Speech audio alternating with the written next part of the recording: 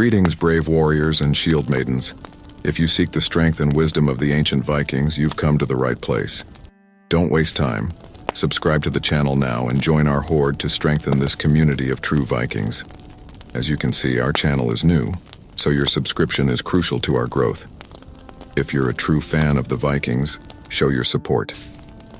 Let the power of the Viking axe guide your hand to click the like button, and in the comments, tell us which city you're watching from so we know where in the world our stories are reaching, all because the afternoon sun filtered through the dusty windows of Astrid Larsson's small office at Columbia University. Stacks of papers and ancient tomes littered her desk, a testament to her dedication as a history professor. But today, her attention was fixed solely on the long, narrow package that had just arrived.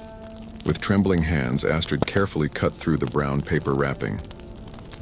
Her grandmother's lawyer had called last week, informing her of this final bequest. "She wanted you to have it, Astrid," he had said. "Said it was your birthright." As the last of the wrapping fell away, Astrid's breath caught in her throat. There, nestled in layers of soft cloth, lay an ancient Viking sword.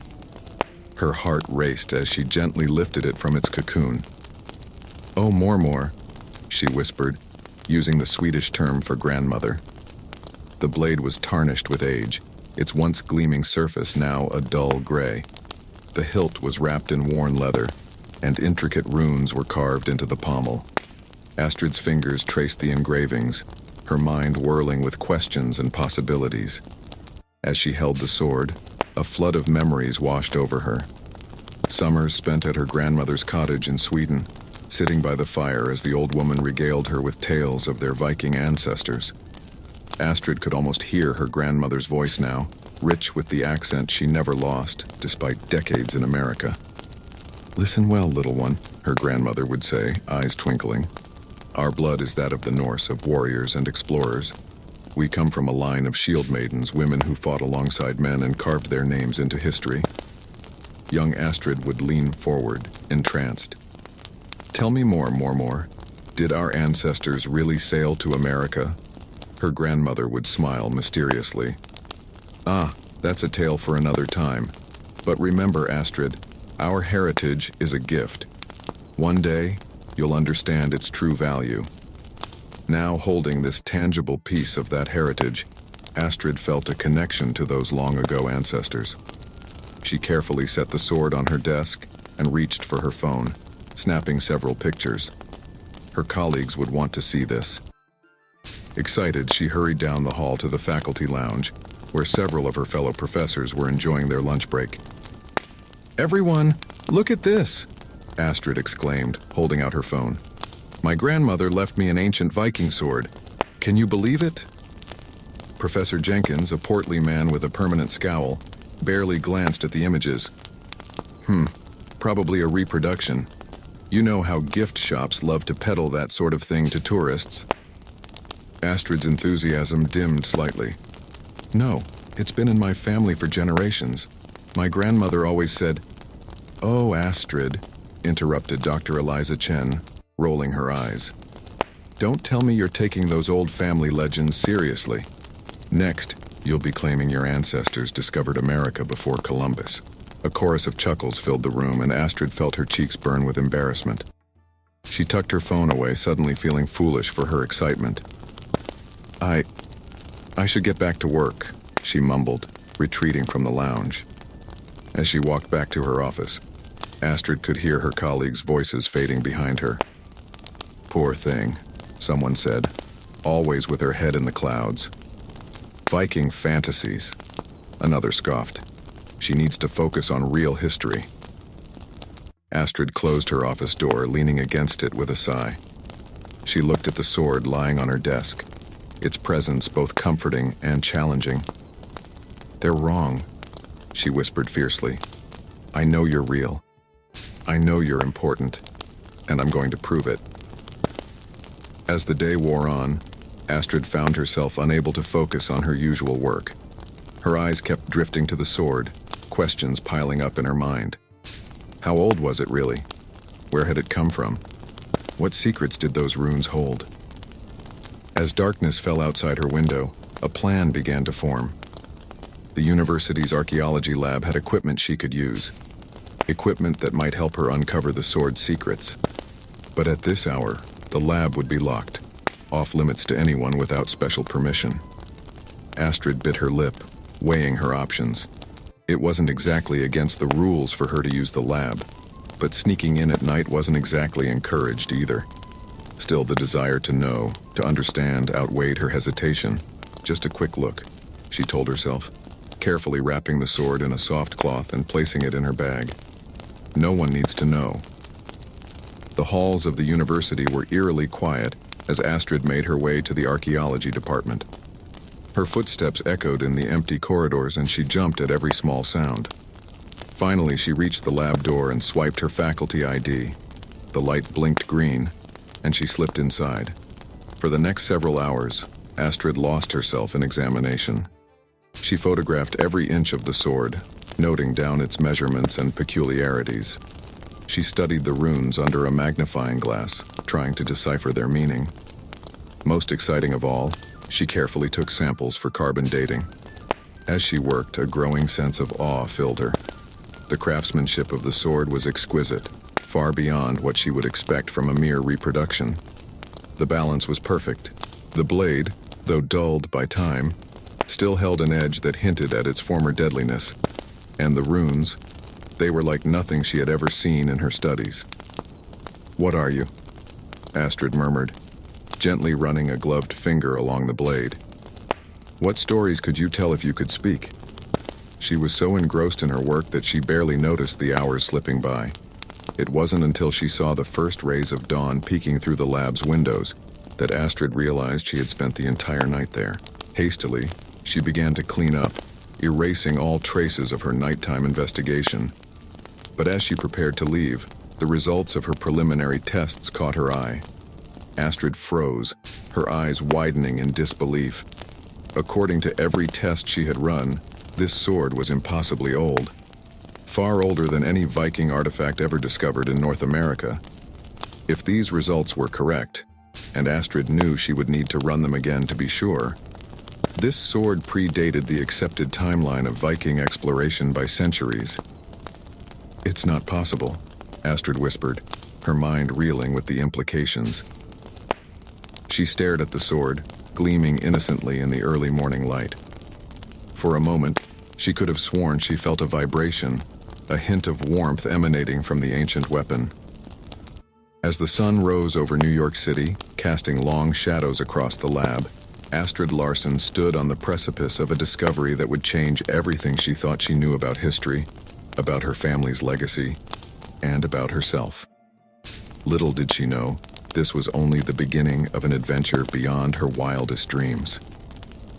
The morning sun bathed Central Park in a warm, golden glow as Astrid Larsen found a secluded spot near the Bethesda fountain.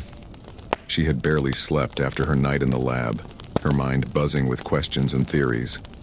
Unable to focus on her usual routine, she had impulsively decided to bring the sword to the park, hoping the change of scenery might bring clarity.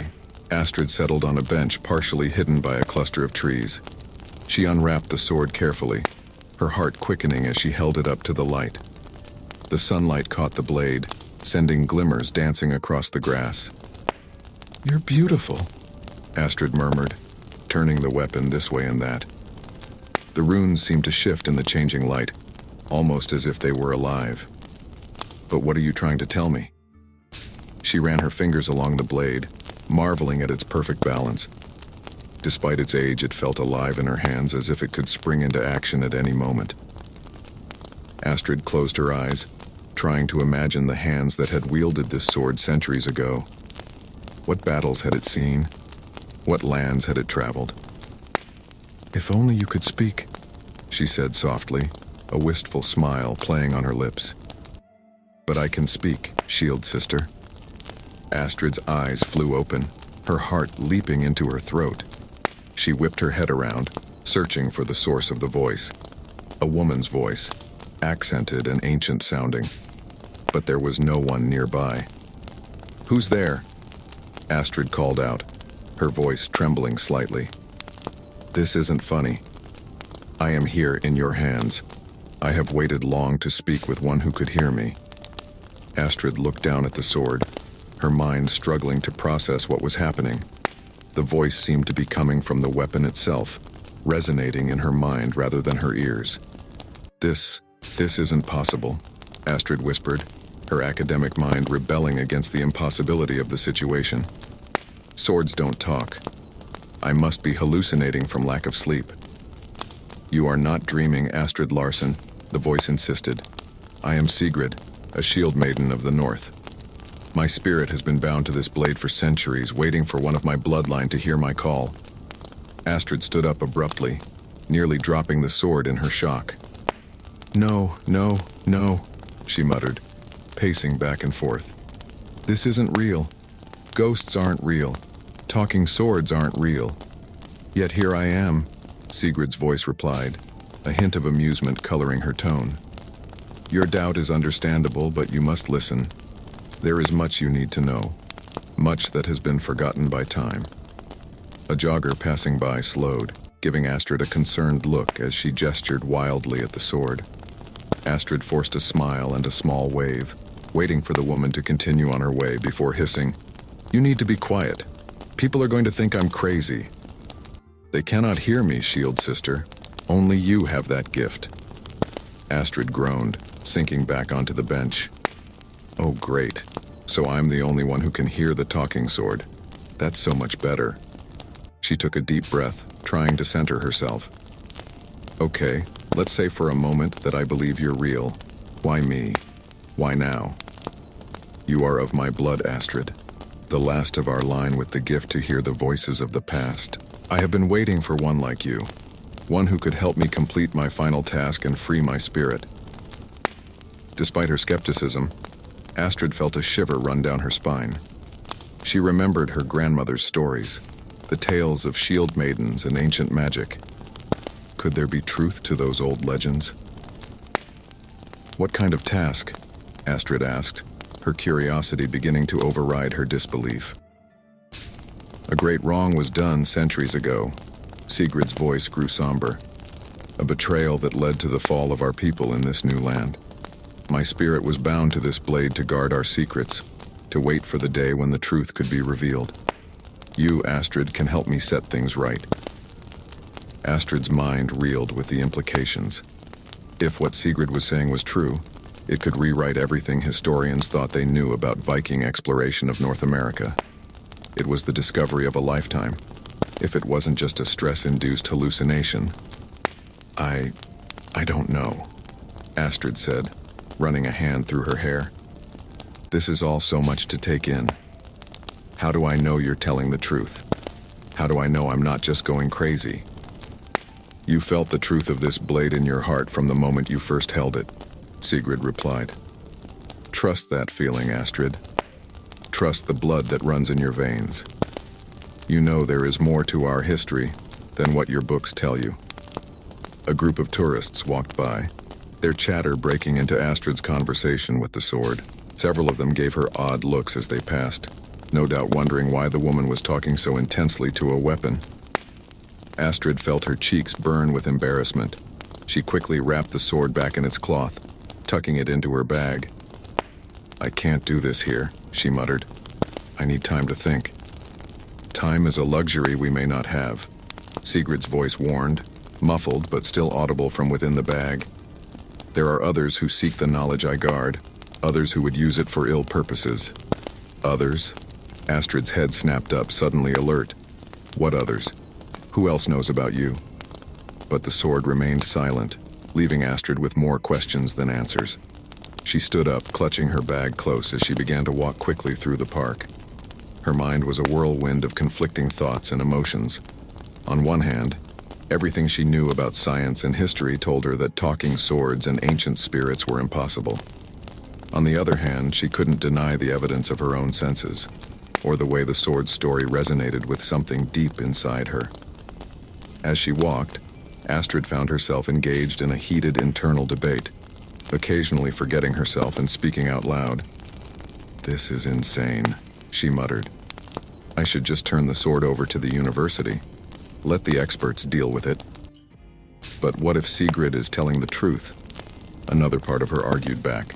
This could be the greatest historical discovery of the century, or it could be the fastest way to ruin my career and end up in a padded cell, Astrid retorted to herself. A man walking his dog gave her a wide berth as she passed, eyeing her warily. Astrid forced herself to be quiet, quickening her pace as she headed for the park exit. The sun was setting by the time Astrid reached her apartment building. She had spent hours walking through the city, trying to come to terms with her extraordinary experience. As she climbed the stairs to her floor, she felt the weight of the sword in her bag, a constant reminder of the choice she faced. Inside her small apartment, Astrid carefully placed the sword on her coffee table.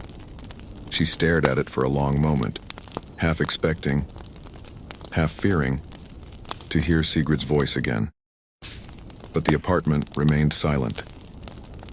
Am I really considering this? Astrid asked herself, sinking onto her couch. Am I really thinking about helping a ghost complete some ancient quest? She thought about her colleagues at the university, imagining their reactions if she told them about her talking sword. She could almost hear their laughter, see the pity in their eyes as they questioned her sanity. But then she thought about her grandmother, about the stories she used to tell. She remembered the fierce pride in the old woman's eyes when she spoke of their Viking heritage. Our blood carries ancient secrets, she used to say. One day, Astrid, you'll understand what that truly means. Astrid reached out, her fingers hovering over the sword's hilt. What if this is what she meant, she whispered. What if this is my destiny? Taking a deep breath, Astrid wrapped her hand around the sword's hilt. Sigrid, she called softly. Are you there? I am here, shield sister, came the reply, stronger now in the quiet of the apartment. Astrid nodded, a mix of fear and excitement coursing through her veins. Okay, she said, her voice growing firmer. Tell me everything. Tell me what I need to do to help you. As night fell over New York City, Astrid Larson sat in her small apartment, listening to the voice of a 1,000-year-old shield maiden. The soft glow of Astrid's desk lamp illuminated a sea of ancient texts spread across her office floor. She had been at it for hours, poring over every Norse saga, every historical account she could find. Her eyes were red-rimmed from lack of sleep, but she couldn't stop, not when she was so close to uncovering the truth. There has to be something here, Astrid muttered, her fingers trembling as she carefully turned the brittle pages of a particularly old manuscript. Some mention of Sigrid, some clue to her identity. The sword lay beside her, silent but ever present. Since that day in Central Park, Sigrid had spoken to her several times, but always in riddles and fragments. It was maddening. Suddenly, a name caught Astrid's eye. Sigrid Eiriksdottir, she read aloud, her heart racing. A shield maiden of great renown, said to have sailed with Leif Erikson on his voyage to Vinland. Her fingers traced the words, hardly daring to believe what she was seeing. Sigrid, Astrid called out, picking up the sword. Is this you? Were you really part of Leif Erikson's crew? Silence answered her. Astrid frowned, frustration building inside her. Why won't you give me a straight answer? She demanded. I'm trying to help you. As if in response to her outburst, Astrid's eyes fell on another book, one she had dismissed earlier as mere folklore. It described an ancient Norse ritual, said to strengthen the connection between the living and the spirits of the dead.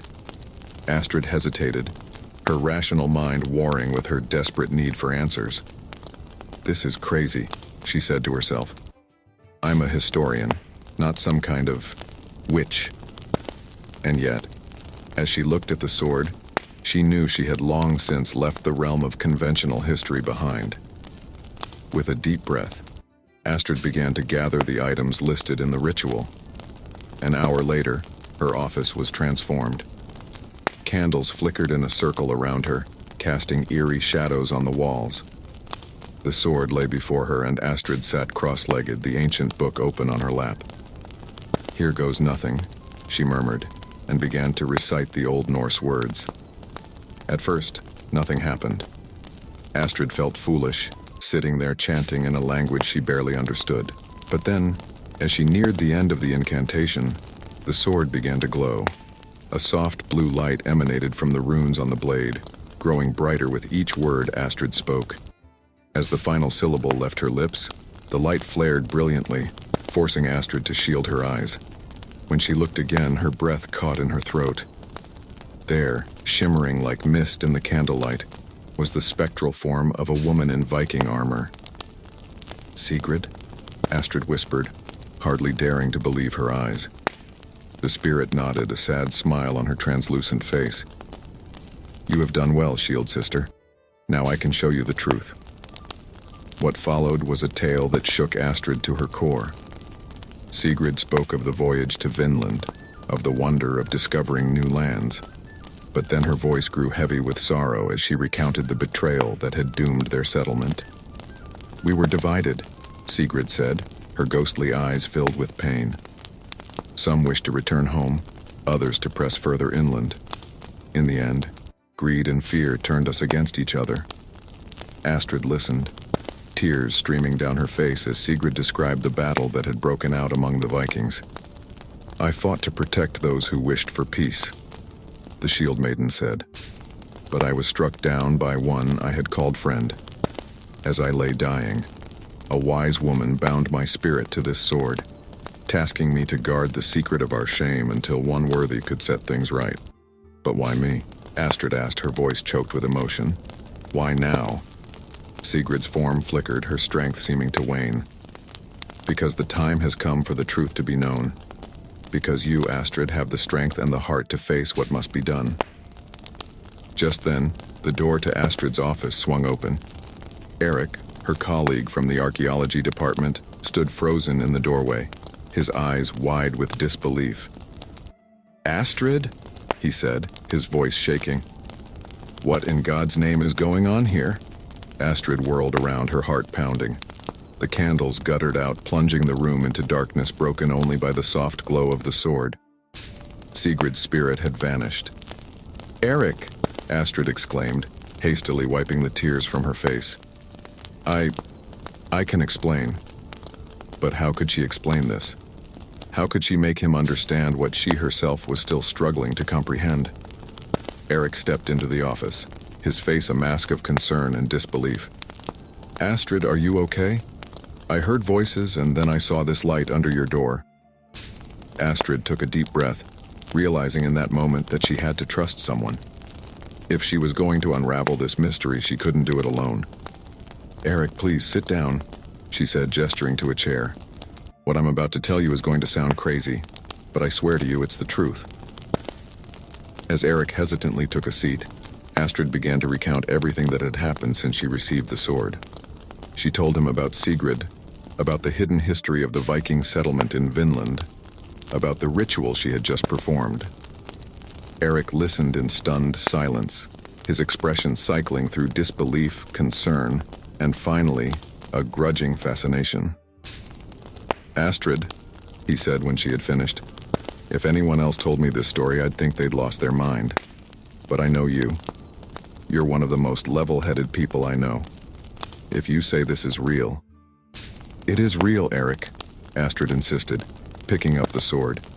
"Here, maybe if you touch it, you'll be able to hear Sigrid too." But as she held out the sword, a movement outside the window caught her eye. A shadow, quick and furtive, ducked out of sight. Astrid froze, a chill running down her spine. "Eric," she said quietly, "I think someone's watching us." Eric turned to look, but the shadow was gone. "Are you sure?" he asked. "It's pretty late. It could have been anything." But Astrid couldn't shake the feeling of unease that had settled over her. Sigrid's words echoed in her mind. "There are others who seek the knowledge I guard, others who would use it for ill purposes." "We need to be careful," Astrid said, clutching the sword close. "I don't think we're the only ones interested in this sword. And if what Sigrid told me is true, there's a lot more at stake here than just historical accuracy." Eric nodded, his initial skepticism giving way to determination. "All right," he said. "I'm not sure I understand everything that's going on here, but I've got your back, Astrid. What's our next move?" As Astrid began to outline her plans to Eric, Her mind raced with possibilities and dangers. The mystery of Sigrid and the lost Viking settlement was unraveling before her, but with each new revelation came new risks. Whatever happened next, Astrid knew that her quest for the truth was only just beginning.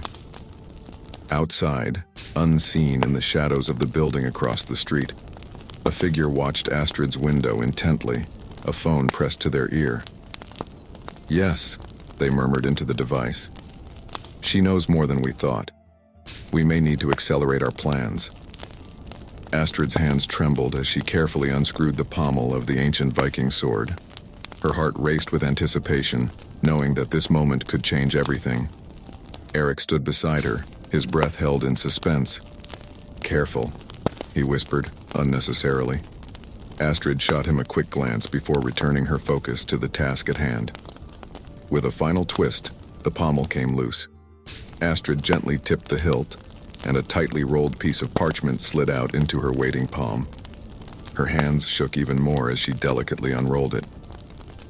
"It's a map," she breathed, her eyes widening as she took in the faded lines and strange symbols. "But it's like nothing I've ever seen before." Eric leaned in closer, his excitement palpable. "Can you read it?"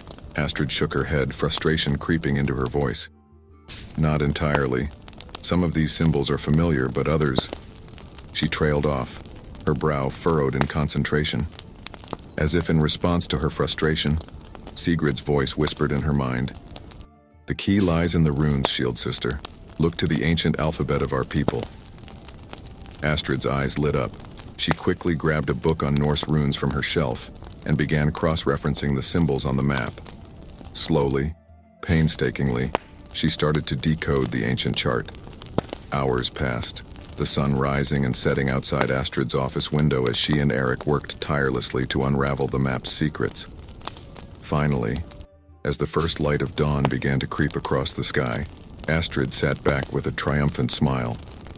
"I've got it," she announced, her voice hoarse from lack of sleep but filled with excitement. "It's a map of Nova Scotia, but not like any modern map. It shows landmarks and locations that must have existed during the Viking Age." Eric's eyes gleamed with excitement as he studied the decoded map. "This is incredible, Astrid. Do you know what this means? We could be on the verge of discovering a lost Viking settlement." Astrid nodded, her own excitement tempered by the weight of responsibility she felt. "We need to go there, Eric. We need to see for ourselves what this map leads to." The next few days were a whirlwind of activity as Astrid and Eric planned their expedition. They pored over modern maps of Nova Scotia, trying to correlate the ancient landmarks with current geography. They gathered supplies, booked flights, and fabricated a cover story about researching potential Viking sites for the university. As they worked, Eric's excitement was infectious. "Just think, Astrid," he said as they packed their gear. "We could be the ones to rewrite history, to prove that the Vikings had a much more extensive presence in North America than anyone ever imagined." Astrid shared his enthusiasm, but she couldn't shake a growing sense of unease. The shadow she had seen outside her window that night still haunted her, and Sigrid's warnings about others seeking the sword's secrets echoed in her mind. The day of their departure arrived all too quickly. As Astrid stood in the security line at the airport, her carry-on bag clutched tightly to her chest, a sense of foreboding washed over her. The sword was carefully wrapped and hidden in her checked luggage, separated into pieces to avoid suspicion, but she still felt exposed. "Are you okay?" Eric asked, noticing her tension. Astrid forced a smile. "Just nervous about flying," she lied, not wanting to voice her true fears. As they boarded the plane, Astrid's anxiety peaked. What if someone had discovered their plan? What if the sword was confiscated or stolen? What if this whole quest was a terrible mistake? But as the plane took off, Sigrid's voice came to her, soft but reassuring. "Be strong, Shield Sister. Our people did not conquer new lands by cowering in fear. The path ahead may be difficult, but you have the heart of a Viking. You will prevail." Somewhat comforted, Astrid settled in for the flight, trying to focus on the adventure ahead rather than the dangers that might be lurking. Hours later, Astrid and Eric found themselves trekking through the dense forests of Nova Scotia. The modern world felt far away as they pushed through undergrowth and climbed over moss-covered logs. Astrid held the ancient map in one hand and a compass in the other, while Eric consulted a GPS device. According to the map, we should be getting close to something, Astrid said, frustration creeping into her voice. They had been walking for hours, and the landmarks on the ancient map were proving difficult to correlate with the modern landscape. Eric wiped sweat from his brow, looking around at the seemingly endless trees. Maybe we should call it a day, set up camp, and start fresh in the morning. But just as Astrid was about to agree, Sigrid's voice whispered urgently in her mind. No, we are close. Look to the stone that stands alone. Astrid's eyes darted around, searching for anything that matched that description. Suddenly, she spotted it, a large, oddly shaped boulder standing apart from the surrounding trees. There, she exclaimed, pointing. That must be it. With renewed energy, they pushed forward.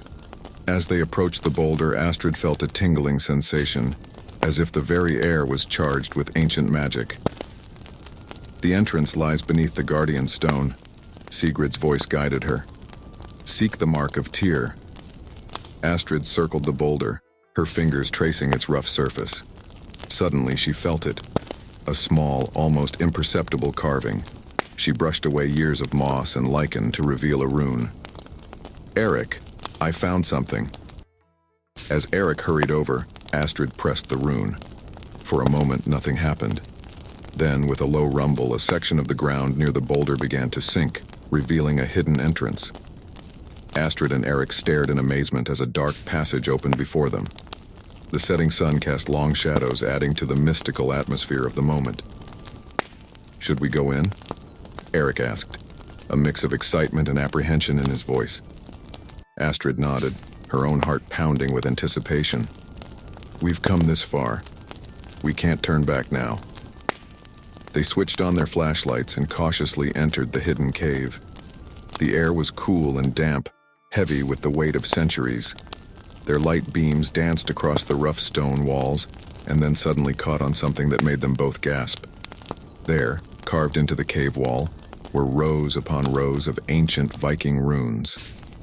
It's real, Astrid breathed, her voice filled with awe. It's all real. Eric nodded, his flashlight beam shaking slightly as he took in the magnitude of their discovery. This changes everything, Astrid. Everything we thought we knew about Viking exploration in North America.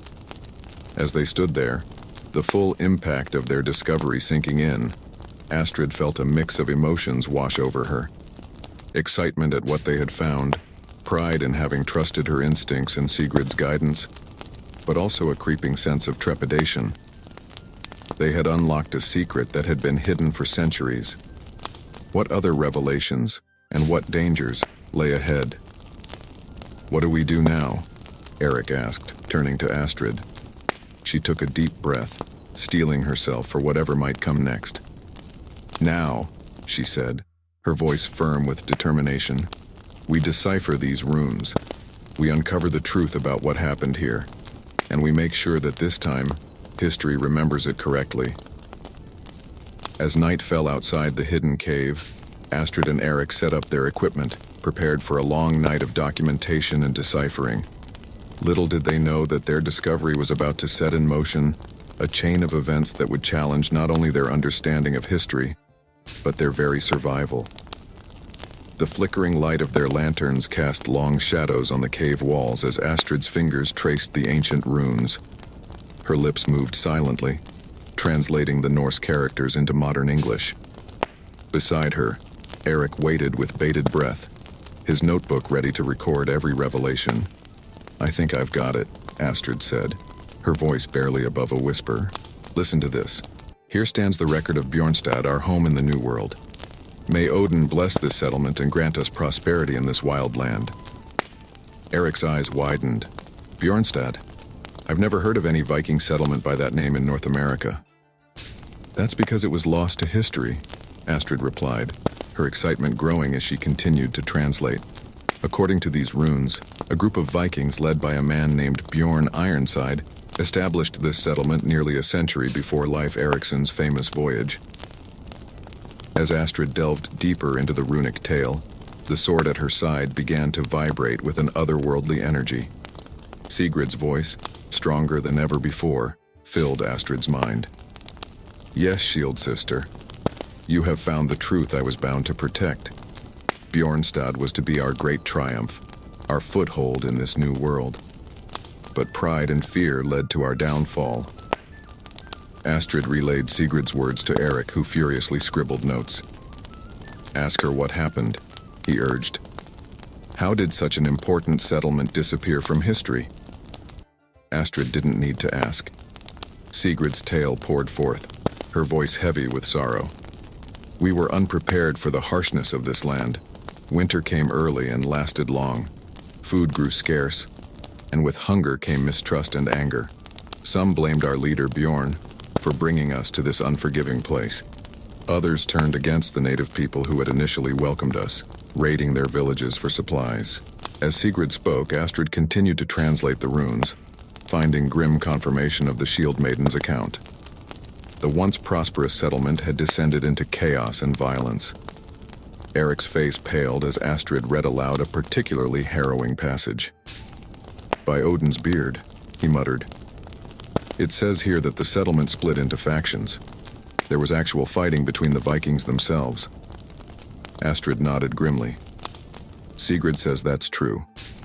The final battle was brutal, Viking against Viking, with the native people caught in the middle. As if to punctuate the gravity of this revelation, a peal of thunder shook the cave. Rain began to pour outside, the storm a fitting backdrop to the tragic tale unfolding within. We should explore further, Eric suggested, his voice tight with a mix of excitement and apprehension. There might be physical evidence of the battle. Carefully, they made their way deeper into the cave system. Their flashlight beams danced across the rocky floor, suddenly catching on something that made them both gasp. There, half buried in the cave floor, was the unmistakable shape of a Viking axe head. Look! Astrid exclaimed, dropping to her knees to examine the artifact. And there's more. Eric, this place is littered with weapons and... Oh God, are those bones? Eric's face, already pale, turned ashen as he shone his light on a scattered collection of human remains. This must be where they made their last stand, he said softly. The survivors must have sealed the cave to hide the evidence of their shame. The storm outside intensified, wind howling at the cave entrance like the ghosts of fallen warriors. Astrid and Eric huddled deeper in the cave, surrounded by the echoes of a tragic past. As the night wore on, they meticulously documented every artifact, every set of remains. Astrid continued to translate the runes, with Sigrid filling in the gaps in the narrative. A picture began to emerge of a settlement torn apart by internal strife and external pressures.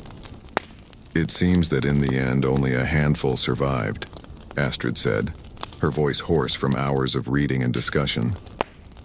According to these final runes, the last survivors swore an oath to keep the fate of Bjornstad a secret, to protect what was left of their honor. Eric nodded solemnly. And they succeeded. Until now. He looked around at their discoveries, his expression a mix of awe and sadness. What we found here, it changes everything we thought we knew about Viking exploration of North America. As they talked, piecing together the settlement's history, the storm gradually began to subside. The first light of dawn crept into the cave, casting everything in a soft, almost reverent glow. Stretching their stiff muscles, Astrid and Eric made their way back towards the cave entrance.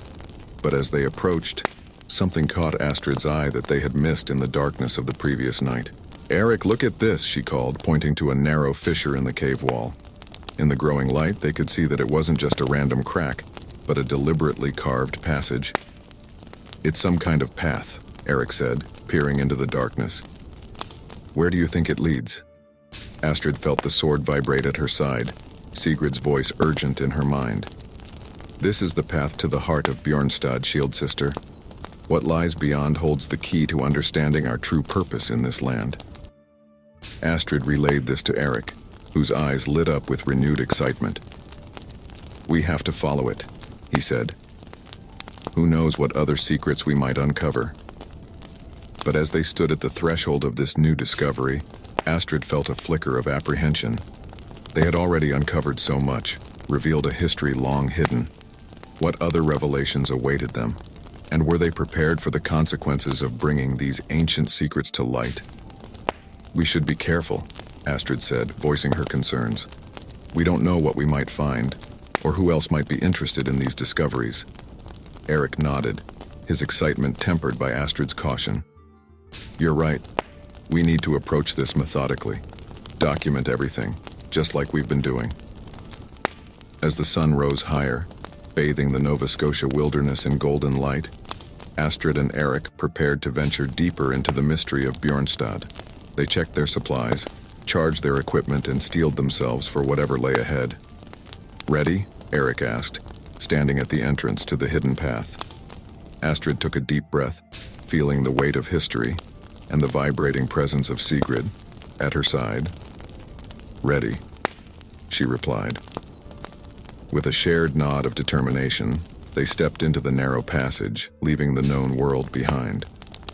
As they ventured deeper into the wilderness, the promise of more secrets hung in the air, along with an unshakable sense that their greatest challenges and most astonishing discoveries still lay ahead. The dense Nova Scotia forest seemed to close in around Astrid and Eric as they made their way back to their campsite.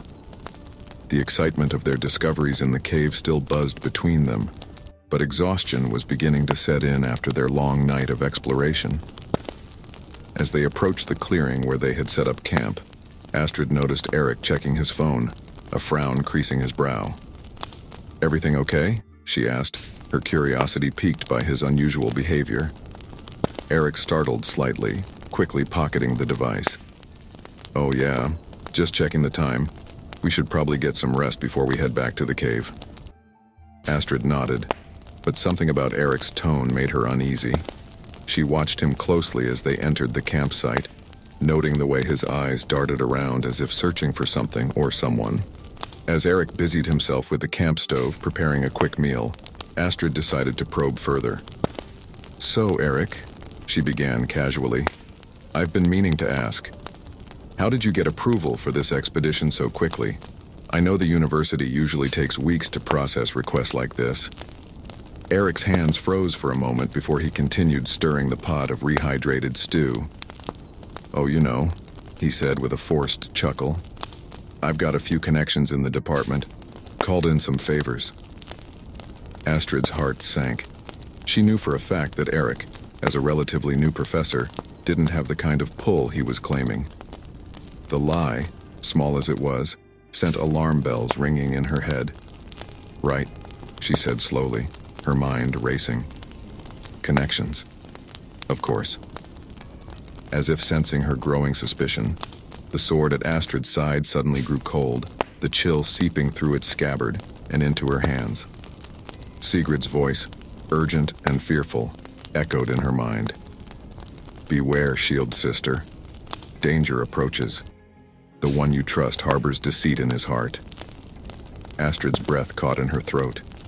She looked at Eric, really looked at him, and saw the tension in his shoulders, the way his eyes kept flicking towards the trees surrounding their camp. "Eric," she said, her voice steady despite her racing heart, "who are you really working for?" The silence that followed her question was deafening. Eric turned to face her, his expression a mix of regret and determination.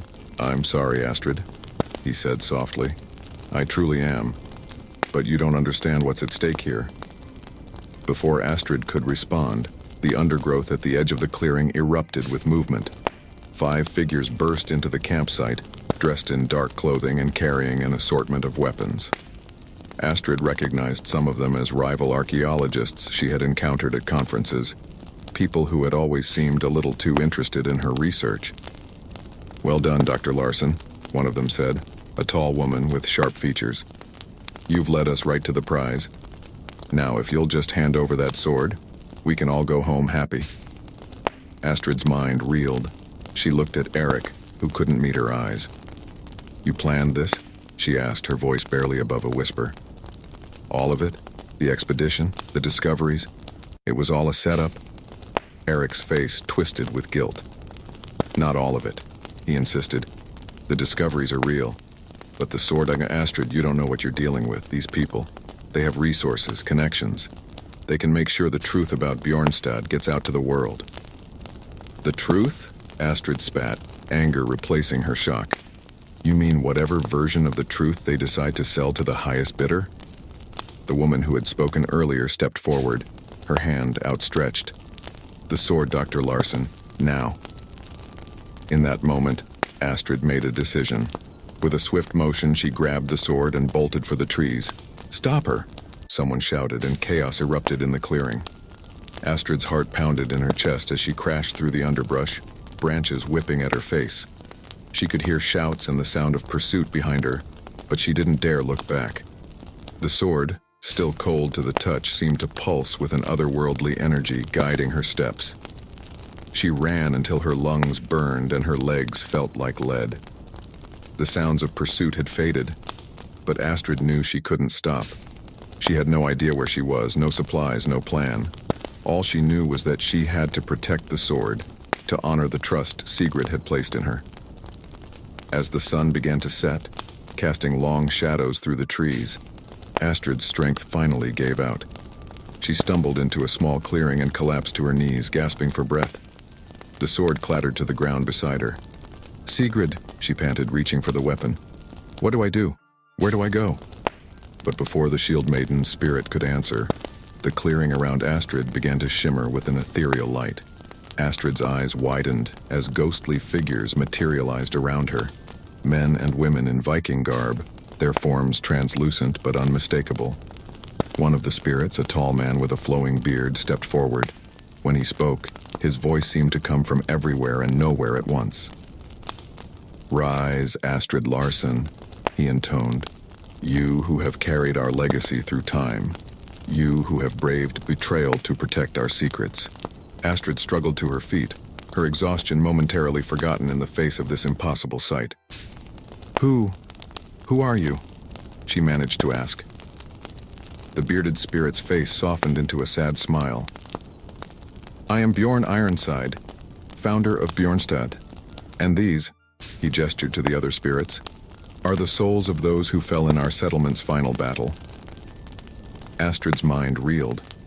She had read about Bjorn Ironside in the sagas, but to see him standing before her, to hear him speak. "Why are you here?" she asked, her voice barely above a whisper. Another spirit stepped forward, a woman warrior with fierce eyes that Astrid somehow knew belonged to Sigrid. "We are here because the time has come, Shield Sister," Sigrid said, her voice clearer than it had ever been in Astrid's mind. "The time for the true story of Bjornstad to be told. The time for old wrongs to be righted." Bjorn nodded solemnly. "You have proven yourself worthy, Astrid Larson. Worthy to bear our legacy, worthy to uncover the full truth of our settlement and its purpose." Astrid's head spun with questions. "But what about Eric? The others who are after the sword? How can I possibly—" Sigrid's spirit raised a hand, silencing Astrid's doubts. "You are not alone, Shield Sister. We will guide you, as we have guided you thus far. But the path ahead will not be easy. Are you prepared to face what lies ahead? To risk everything for the truth?" Astrid looked around at the ghostly warriors, at the sword that had led her to this moment. She thought of the betrayal she had faced, of the mysteries still unsolved. Finally, she nodded, a new determination settling over her. "I'm ready," she said, her voice growing stronger. "Tell me what I need to do." As the spirits began to fade, their forms merging with the growing darkness of the forest night, Bjorn's voice echoed one last time. "Follow the path of the rising sun, Astrid Larson. What you seek lies where the land meets the sea. But beware. Others will stop at nothing to claim our legacy for themselves. Trust in the sword, in Sigrid's guidance, and in the strength that flows through your veins. The fate of Bjornstad, and perhaps much more, rests in your hands." With those words, The clearing fell silent. Astrid stood alone once more, the sword cool and reassuring in her grip. As the last light of day faded, she took a deep breath, orienting herself towards the east. Whatever challenges lay ahead, whatever revelations awaited her, Astrid knew one thing for certain. She would see this quest through to the end, for the truth, for history, and for the spirits who had entrusted her with their long-hidden tale. With renewed purpose, Astrid stepped out of the clearing and into the deepening shadows of the forest, ready to face whatever the dawn might bring. The first rays of dawn were just beginning to filter through the dense forest canopy when Astrid stumbled upon the hidden valley. She had been walking for hours, guided by the ethereal forms of Viking warriors that only she could see. As she crested a small rise, the ghostly figures stopped, their translucent forms shimmering in the early morning light. Bjorn Ironside's spirit gestured towards the valley below. "Behold, Astrid Larsson, the true heart of Bjornstad." Astrid's eyes widened in awe as she took in the scene before her. Nestled between towering cliffs was a sprawling settlement, untouched by time. Viking longhouses stood proud, their intricately carved wooden beams still intact. Smoke rose from stone hearths, and the sound of hammering echoed from a blacksmith's forge. It was as if she had stepped through a portal into the past. "How is this possible?" Astrid breathed, her voice barely above a whisper. Sigrid's spirit appeared beside her, a sad smile on her spectral face. "Magic and sacrifice, shield sister. When our people faced destruction, our wisest satyr workers cast a powerful spell, removing Bjornstad from the flow of time. We have existed here, neither living nor dead, waiting for the one who would bridge our world with the present." As they descended into the valley, Astrid saw ghostly figures going about their daily lives, farming, weaving, practicing with weapons. It was a thriving community, frozen at the height of its prosperity. Tears of joy streamed down Sigrid's face as they entered the settlement proper. Spectral Vikings turned to watch their approach, their expressions a mix of wonder and hope. "My people," Sigrid said, her voice thick with emotion. "After centuries I am home." Astrid's mind reeled as she took in the sights around her. The architecture, the tools, even the clothing of the ghostly Vikings. Everything seemed far more advanced than she would have expected for a settlement of this era. "Your people," she said to Sigrid. "They were so far ahead of their time. The metalworking techniques, the irrigation systems. How did they achieve all this?" Bjorn's spirit chuckled. "We had help, young one. When we first landed on these shores, we encountered beings of great power and wisdom. They taught us much in exchange for our protection of this land." As they walked through the ethereal settlement, Astrid's historian's mind was in overdrive. She saw evidence of advanced mathematics in the construction of buildings, complex astronomical charts carved into stone, even what looked like early designs for flying machines. "This is incredible," she murmured. "If the world knew about this, it would change everything we thought we knew about Viking civilization." They arrived at a large central building, clearly a great hall of some kind. As they entered, Astrid felt the sword at her side begin to hum with power. The vibration grew stronger as they approached a raised dais at the far end of the hall. Bjorn gestured towards an intricately carved stone set into the dais. "This, Astrid Larsson, is why you are here. The prophecy that has guided our people for centuries." Astrid knelt to examine the stone. It was covered in runes, but unlike any she had seen before. As she traced her fingers over the carvings, the sword's humming intensified, and the runes began to glow with an otherworldly light. Sigrid placed a spectral hand on Astrid's shoulder. "Read, shield sister. The words will come to you." Taking a deep breath, Astrid began to read aloud. "When the world has turned thrice 500 times, a daughter of Bjornstad's blood will arise. With ancient blade and modern mind, the veil of time she shall unbind. Through her, our legacy shall live on, the bridge between what's past and dawn. As the last word left her lips, Astrid felt a surge of energy course through her body. The sword glowed brightly, its light enveloping her in a warm embrace. "The prophecy speaks of you, Astrid," Bjorn said solemnly. "You are the descendant we have waited for, the one who can bring our story to the modern world." Astrid stood, her mind whirling with the implications. "But how? I'm just a historian. How can I possibly bridge the gap between your world and mine?" Sigrid's spirit smiled. "You already have, Shield Sister, by uncovering our secrets, by carrying our sword, by reading the prophecy. You have begun the process of awakening Bjornstad from its slumber." As if in response to Sigrid's words, Astrid noticed subtle changes in her surroundings. The ghostly figures seemed to become more solid, more real. Colors began to seep into the previously monochrome spectral world. A sense of destiny filled Astrid as she realized the true magnitude of her role. She wasn't just uncovering history, she was actively shaping it, bringing a lost civilization back into the world. "What happens now?" she asked, her voice steady despite the enormity of the situation. Bjorn's spirit gestured towards the entrance of the Great Hall. "Now you must complete the awakening, but be warned. As Bjornstad returns to the world of the living, so too will those who seek to exploit its power and knowledge." Astrid nodded, her resolve strengthening. "Eric and the others who were chasing me, they'll be looking for this place." "Indeed," Sigrid confirmed. "But you have advantages they do not.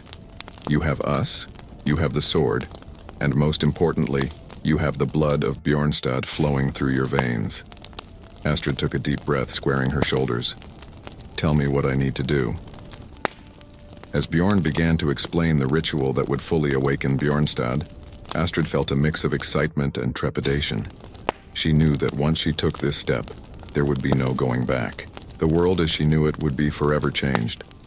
But as she looked around at the spectral faces of her ancestors, as she felt the weight of history and destiny on her shoulders, Astrid knew she was ready.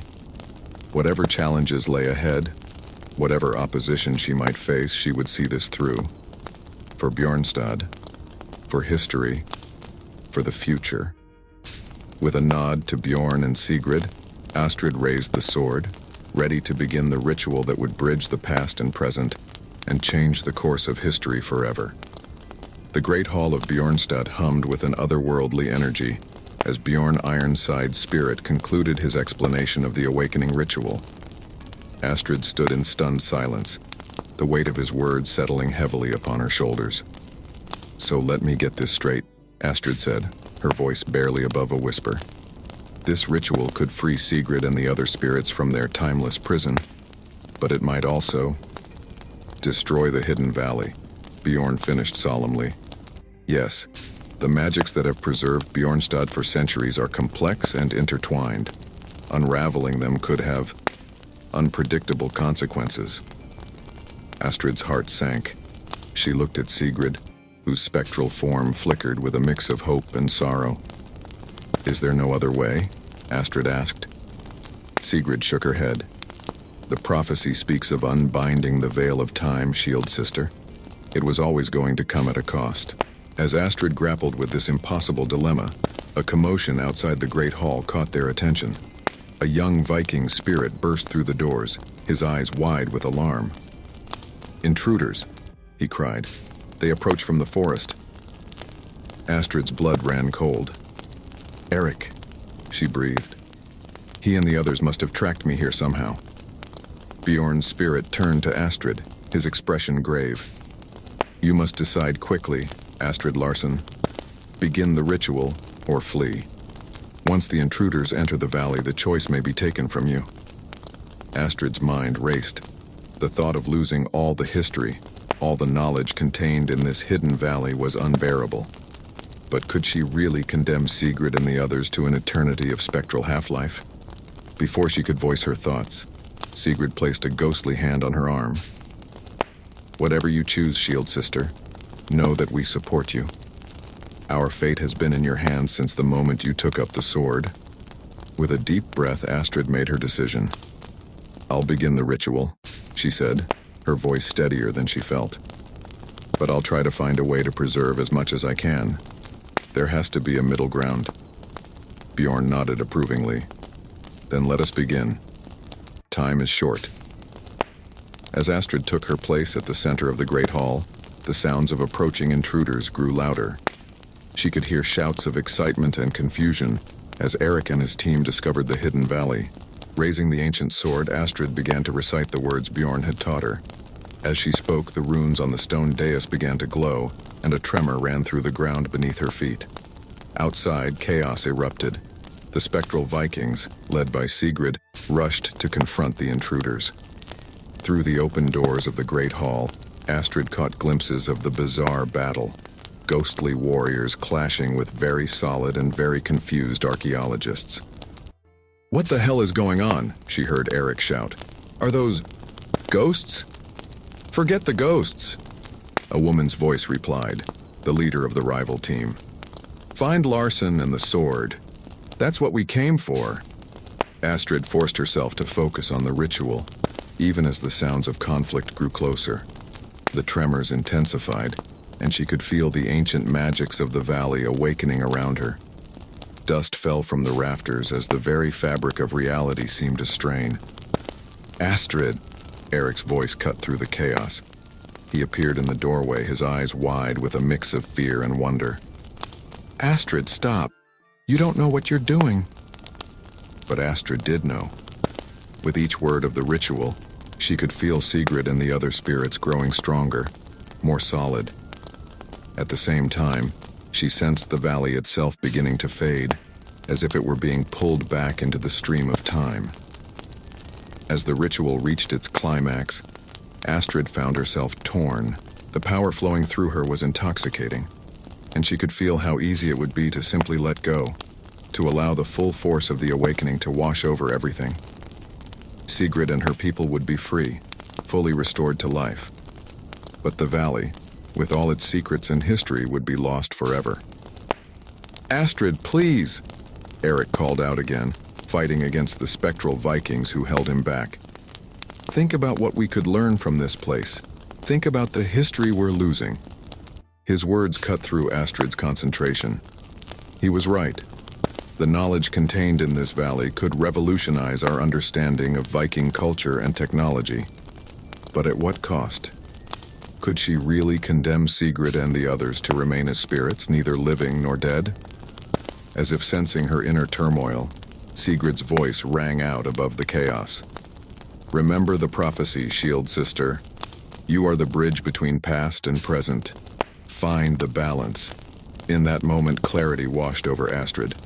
With a surge of will, she altered the words of the ritual, weaving in her own intentions. She focused on preserving the knowledge, the history, while still freeing the spirits. It was like trying to divert a raging river with her bare hands, but she pushed on, sweat beading on her brow. The great hall shook violently. Cracks appeared in the stone floor, spreading outward like a spider web. The spectral Vikings began to glow brightly, their forms shifting between solid and ethereal. "What are you doing?" Bjorn's spirit cried out, his voice filled with a mix of awe and concern. "Finding the middle ground," Astrid gritted out, her entire body trembling with the effort of channeling the ancient magics. As the ritual reached its crescendo, a blinding light filled the hall. Astrid felt as if she were being torn apart and remade, molecule by molecule. She heard Eric and the others cry out in shock and fear. She heard Sigrid's voice, stronger than ever before, calling her name.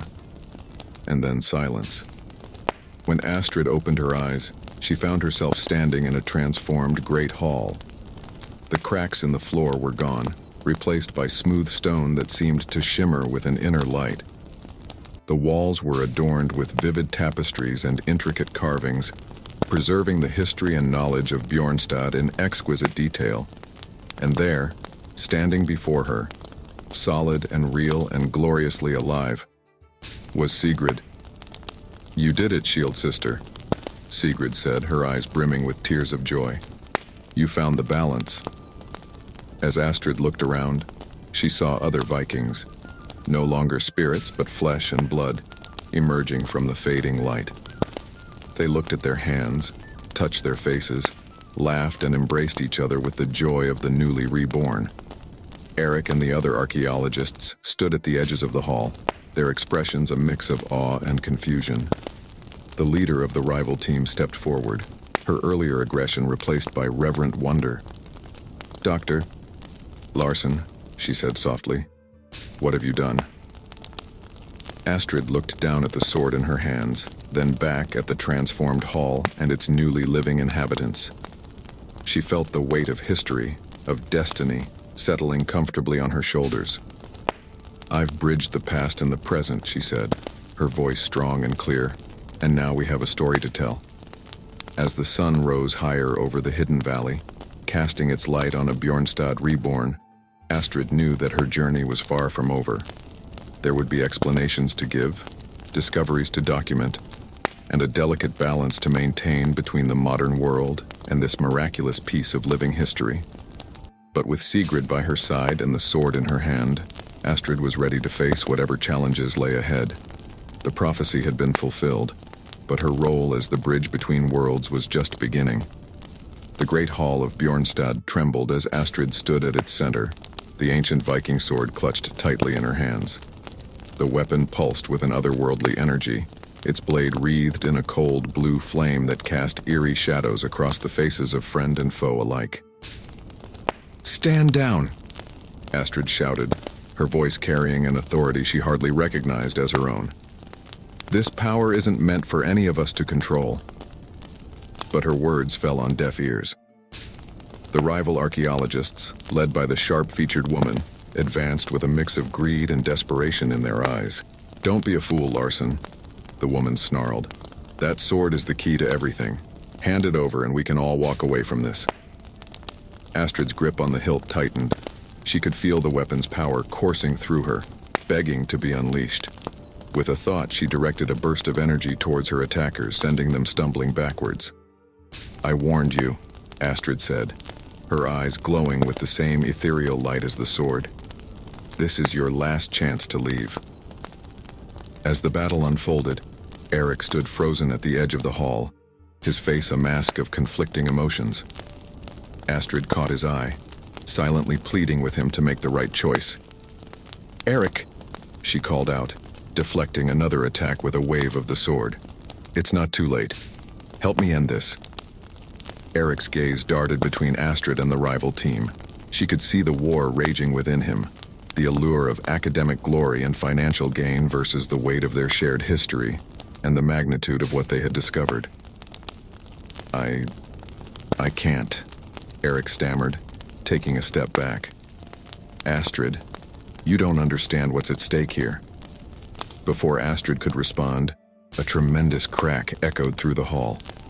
The floor beneath their feet shifted, and chunks of stone began to fall from the ceiling. "The ritual!" Bjorn's spirit cried out, materializing beside Astrid. "Its power grows too strong. You must complete it now, or the entire valley will be torn apart." Astrid's heart raced. She knew what she had to do, but the thought of channeling even more of the sword's power terrified her. Already she could feel it straining against her control, hungry for release. With a deep breath, Astrid began to recite the words of the ritual once more. The sword's glow intensified, bathing the hall in blinding light. The attacking archaeologists fell back, shielding their eyes. As Astrid's voice rose, carrying the ancient Norse words, the very air seemed to thicken with power.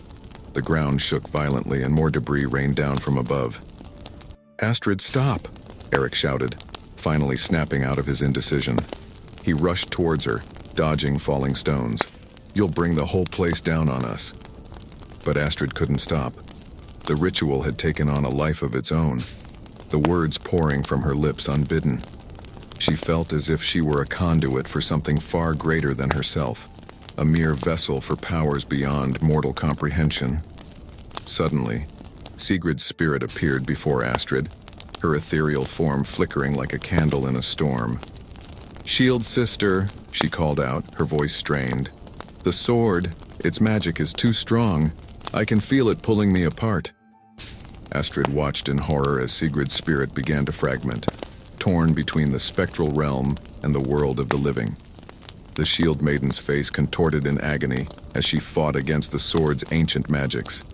"Fight it, Sigrid," Astrid cried, her own voice nearly lost in the cacophony of the collapsing hall. "Don't let it control you." With a tremendous effort, Sigrid's spirit lunged forward, her hands closing around the hilt of the sword alongside Astrid's. The contact sent a shockwave through the hall, knocking everyone off their feet. Time seemed to slow as Astrid and Sigrid grappled with the sword's power. Astrid could feel Sigrid's essence merging with her own, their spirits intertwining as they fought to control the ancient weapon. "Together," Sigrid's voice echoed in Astrid's mind, "we can guide its power. Trust in me, shield sister." Astrid nodded, surrendering herself to the flow of energy. She felt Sigrid's centuries of knowledge and experience flood through her, guiding her hands and her voice as they completed the ritual. The sword's light grew to impossible brightness, forcing everyone in the hall to look away.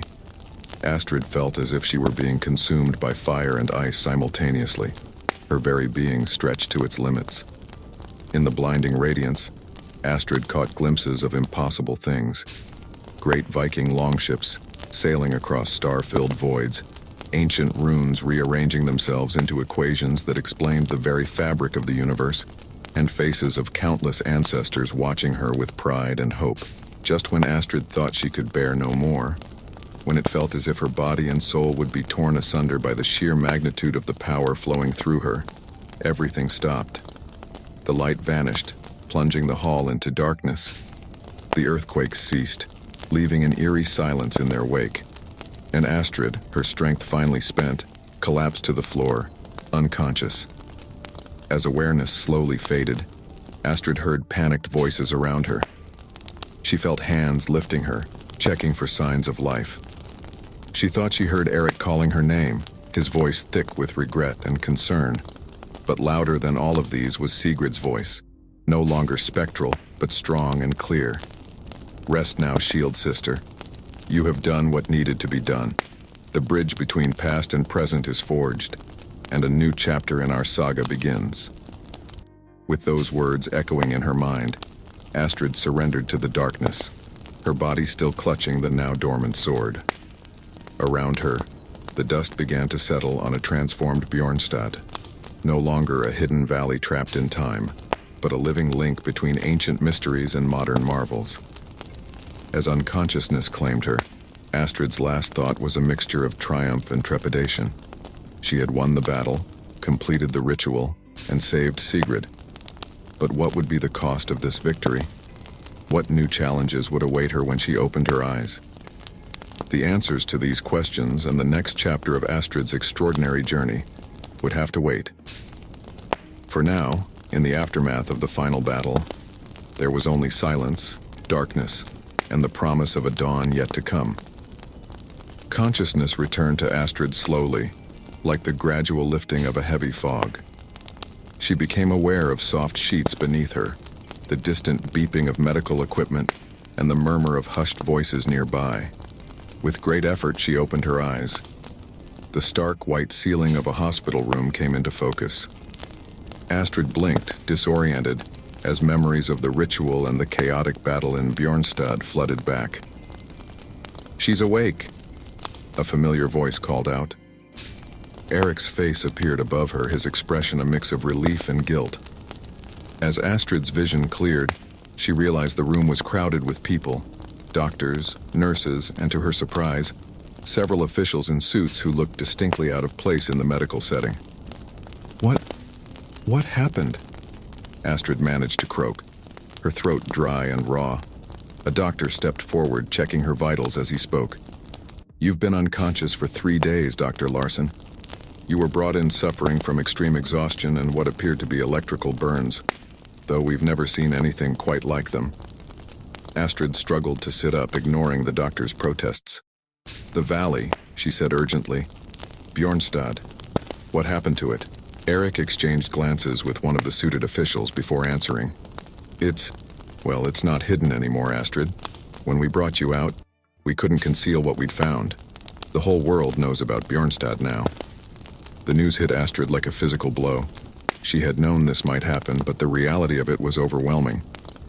Before she could fully process this information, however, a familiar presence filled the room. Sigrid's spirit materialized at the foot of the bed, her form more radiant and solid than Astrid had ever seen it. Yet there was a sense of finality about her appearance that made Astrid's heart clench. "Shield sister," Sigrid said, her voice filled with warmth and a hint of sorrow. "You have done what was foretold. The veil between our worlds has been lifted, and my people can finally find peace."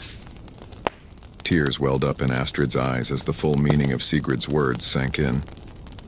"You're leaving," she said, her voice barely above a whisper. Sigrid nodded, a sad smile on her ethereal face. "My time in this world is done, but know that what you have accomplished will echo through the ages. The legacy of Bjornstad, and of all our people, is now in your hands." Astrid reached out, her fingers passing through Sigrid's shimmering form. "I don't know if I'm ready," she admitted, tears now flowing freely. "There's still so much I don't understand." "You are ready," Sigrid assured her. "The sword chose you for a reason, Astrid Larsson. Trust in its wisdom and in your own strength." With those final words, Sigrid's spirit began to fade. Astrid watched, her heart both heavy and full, as the shield maiden who had guided her through this incredible journey disappeared for the last time. The room was silent for a long moment, the other occupants seemingly aware that they had witnessed something profound, even if they couldn't fully comprehend it. Finally, one of the suited officials cleared his throat. "Dr. Larsson," he said, his tone formal but tinged with awe, "when you're feeling up to it, there are a lot of people very eager to speak with you about your discoveries." Astrid nodded, wiping away her tears. She knew that the real challenge was only just beginning. The following weeks were a whirlwind of debriefings, interviews, and heated academic debates. Astrid found herself at the center of a storm of controversy and excitement that swept through the archaeological world and beyond. She stood at a podium in a packed auditorium at Columbia University, the ancient Viking sword displayed in a secure case beside her. The audience was a mix of fellow historians, journalists, government officials, and curious members of the public. "What we found in Nova Scotia," Astrid said, her voice steady despite her nerves, "challenges everything we thought we knew about Viking exploration of North America. The settlement of Bjornstad predates Lonso Meadows by at least a century, and the level of technological advancement we've uncovered is, frankly, revolutionary." A hand shot up in the audience. "Dr. Larsson," a skeptical voice called out, "many of your colleagues have expressed doubt about your claims. How do you respond to accusations that you've exaggerated or even fabricated some of your findings?" Astrid took a deep breath, feeling the weight of the sword's presence beside her. "I understand the skepticism," she replied. "What we've discovered in Bjornstad is, by any measure, extraordinary. But I stand by every aspect of my research. The evidence is there for anyone willing to look at it objectively." Another voice chimed in, this one dripping with condescension. "And what about the more fantastical elements of your story? Ghostly Vikings? Magical rituals? Surely you don't expect the scientific community to accept such claims?" For a moment, Astrid faltered. How could she explain the inexplicable? How could she make them understand what she had experienced? But then she felt it, a warmth emanating from the sword, as if Sigrid's spirit was still with her, lending her strength. Astrid straightened her shoulders and looked directly at her critic. "There are more things in heaven and earth than are dreamt of in our philosophy," she quoted. "I don't ask you to take my word for it, I only ask that you approach the evidence with an open mind. Bjornstad's secrets have been hidden for centuries. It may take time for us to fully understand them, but I assure you the truth of what we've found will come to light." Her words seemed to resonate with the audience. Even some of the more skeptical faces showed grudging respect for her conviction. As the presentation concluded, and Astrid fielded more questions from eager researchers and journalists, she felt a sense of purpose settling over her. This was her role now, to bridge the gap between the ancient world of Bjornstad and the modern era, to ensure that the legacy of those long-gone Vikings was understood and respected. Weeks turned into months, and Astrid found herself traveling the world, presenting her findings at conferences and universities, overseeing the careful excavation and study of Bjornstad, and fending off both overzealous supporters and determined skeptics.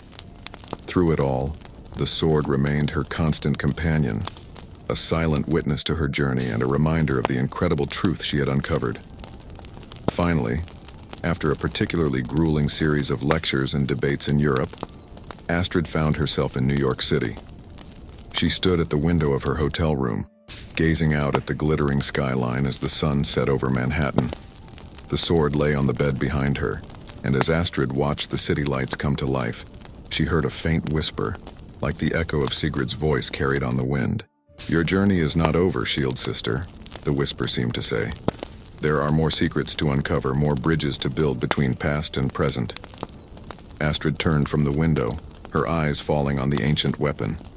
She picked it up, feeling its familiar weight and the thrum of hidden power within it. "Where do we go next?" she asked softly, not really expecting an answer.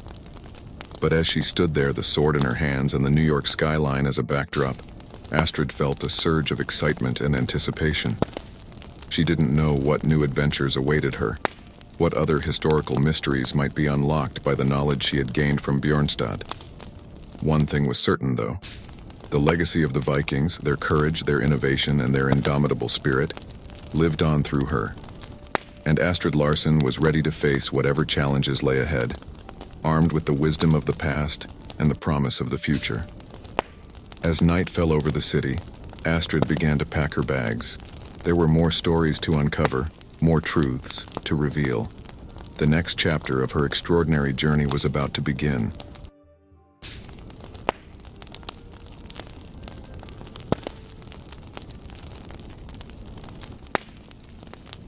Jack Thompson wiped the sweat from his brow as he descended the creaky wooden stairs into his basement. The musty smell of aged wood and damp earth filled his nostrils, a scent he'd grown accustomed to since moving into this century-old house in Boston with his wife Emily just a year ago. "I swear, Em, I'll find that box of winter clothes if it's the last thing I do," he muttered to himself, thinking of his wife's gentle reminder earlier that morning. As a high school history teacher, Jack was more at home surrounded by books and artifacts than navigating the chaotic labyrinth of cardboard boxes that had taken over their basement. He flicked on the single bare bulb that illuminated the space, casting long shadows across the concrete floor.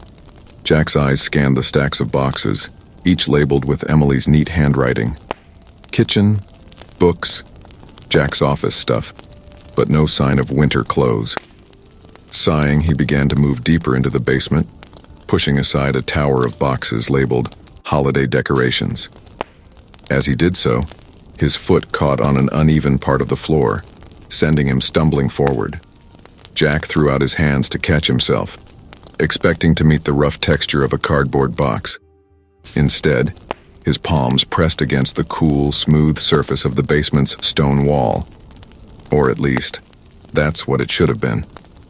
Jack's heart leapt into his throat as his hands sank into the wall as if it were made of water. A soft blue glow emanated from where his hands disappeared into the stone, illuminating the basement with an otherworldly light. "What the—" Jack gasped, quickly withdrawing his hands. They appeared unharmed, but tingled with a strange energy. He blinked rapidly, certain he must be hallucinating. But the shimmering, portal-like anomaly remained, pulsing gently in the dim basement. Jack's mind raced. As a history teacher, he'd often daydreamed about witnessing historical events firsthand. But this was impossible. Time travel existed in the realms of science fiction, not in the basements of middle-aged teachers in Boston. "Em," he called out, his voice shaky. "Emily, you've got to see this." Silence answered him. Jack remembered his wife mentioning she was headed to the grocery store. He was alone with this impossible discovery. Curiosity began to override his initial shock and fear. Jack found himself drawn to the portal, its soft blue light hypnotic and inviting. He reached out again, more deliberately this time, watching in fascination as his hand disappeared into the shimmering surface. "It doesn't hurt," he murmured, surprised. In fact, it felt pleasantly warm, like dipping his hand into a sun-heated pool. Before he could second-guess himself, Jack took a deep breath and stepped forward, allowing the portal to envelop him entirely. For a moment, there was nothing but warmth and blue light. Then suddenly, Jack felt a rush of cool air against his face. He blinked, his eyes adjusting to bright sunlight filtering through a canopy of leaves high above him. Jack's breath caught in his throat as he took in his surroundings. Gone was the musty basement. He now stood in the midst of a vast, ancient forest. Towering trees with trunks wider than any he'd ever seen stretched as far as the eye could see. The air was crisp and clean, filled with the songs of unfamiliar birds and the rustle of leaves in the breeze. "Holy," Jack whispered, his voice trailing off as the reality of his situation began to sink in. He spun around, searching for the portal, but saw only more trees. Panic began to set in as the full weight of what he'd done hit him. Okay, don't freak out," he told himself, trying to slow his racing heart. "You got in, so there's got to be a way back. Think, Jack." He began to retrace his steps, hoping to trigger whatever mechanism had brought him here. But each tree looked the same as the last, and Jack quickly realized he had no idea which direction he'd come from. The panic intensified. What if he couldn't get back? What would happen to Emily? To his students? How would anyone ever know what had happened to him? "Emily!" he shouted, knowing it was futile but unable to stop himself. "Can anyone hear me?" Only the echo of his own voice answered him. Jack sank to his knees, his mind reeling. He was a history teacher, for crying out loud. He knew enough about ancient forests to understand the dangers they could hold. Without supplies, without a weapon, without any idea of where or when he was, his situation was dire. As the sun began to dip lower in the sky, casting long shadows through the trees, Jack's desperation grew. He'd been wandering for what felt like hours, calling out periodically and searching for any sign of the portal. Just as he was about to give in to despair, a flicker of blue caught his eye. Jack's heart leapt as he spotted the familiar shimmering surface partially hidden behind a massive oak tree. "Oh, thank God," he breathed, rushing towards it. Without hesitation, he plunged through the portal, that same sensation of warmth enveloping him. When he opened his eyes, Jack found himself back in his basement, surrounded by the familiar stacks of boxes. The portal pulsed once behind him, then faded away as if it had never been there. Jack stood there, panting, his mind struggling to process what had just happened. Had it been real? But he could still smell the forest on his clothes, feel the lingering warmth of the sun on his skin. "Jack?" Emily's voice called from upstairs, making him jump. "Are you down there? Dinner's ready." I'll be right up," he called back, his voice cracking slightly. As he climbed the stairs on shaky legs, Jack's mind raced. Should he tell Emily what had happened? Would she even believe him? And more importantly, would the portal appear again? One thing was certain: Jack Thompson's life had just changed forever. As he reached the top of the stairs, he took one last look at the basement, now appearing as ordinary as ever. But he knew the extraordinary secret it held, and he couldn't wait to uncover its mysteries. "Coming, Em," he said, closing the basement door behind him and stepping into the warm light of his kitchen, the smell of dinner mingling with the lingering scent of an ancient forest on his clothes. Jack tossed and turned in bed, his mind a whirlwind of thoughts about the incredible events of the day. The soft breathing of his wife Emily beside him did little to soothe his racing heart.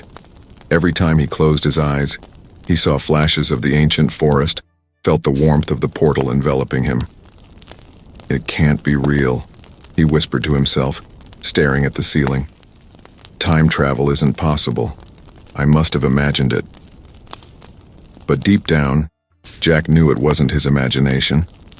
The lingering scent of pine and earth on his clothes, the memory of sunlight filtering through towering trees. It was all too vivid, too tangible to be a mere fantasy. As the first rays of dawn began to creep through the curtains, Jack gave up on sleep. He quietly slipped out of bed, careful not to wake Emily. His bare feet patted softly on the hardwood floors as he made his way downstairs, drawn inexorably toward the basement. Jack's hand trembled slightly as he reached for the basement door handle. Taking a deep breath, he turned it and descended the stairs, each creak of the old wood sending a jolt through his body. The basement looked exactly as it had yesterday, cluttered, dimly lit, and utterly ordinary. Jack's eyes scanned the stone walls, searching for any sign of the shimmering portal. His heart sank as he saw nothing but solid rock. Maybe it was just a dream, he muttered, running a hand through his disheveled hair. But something compelled him to keep looking.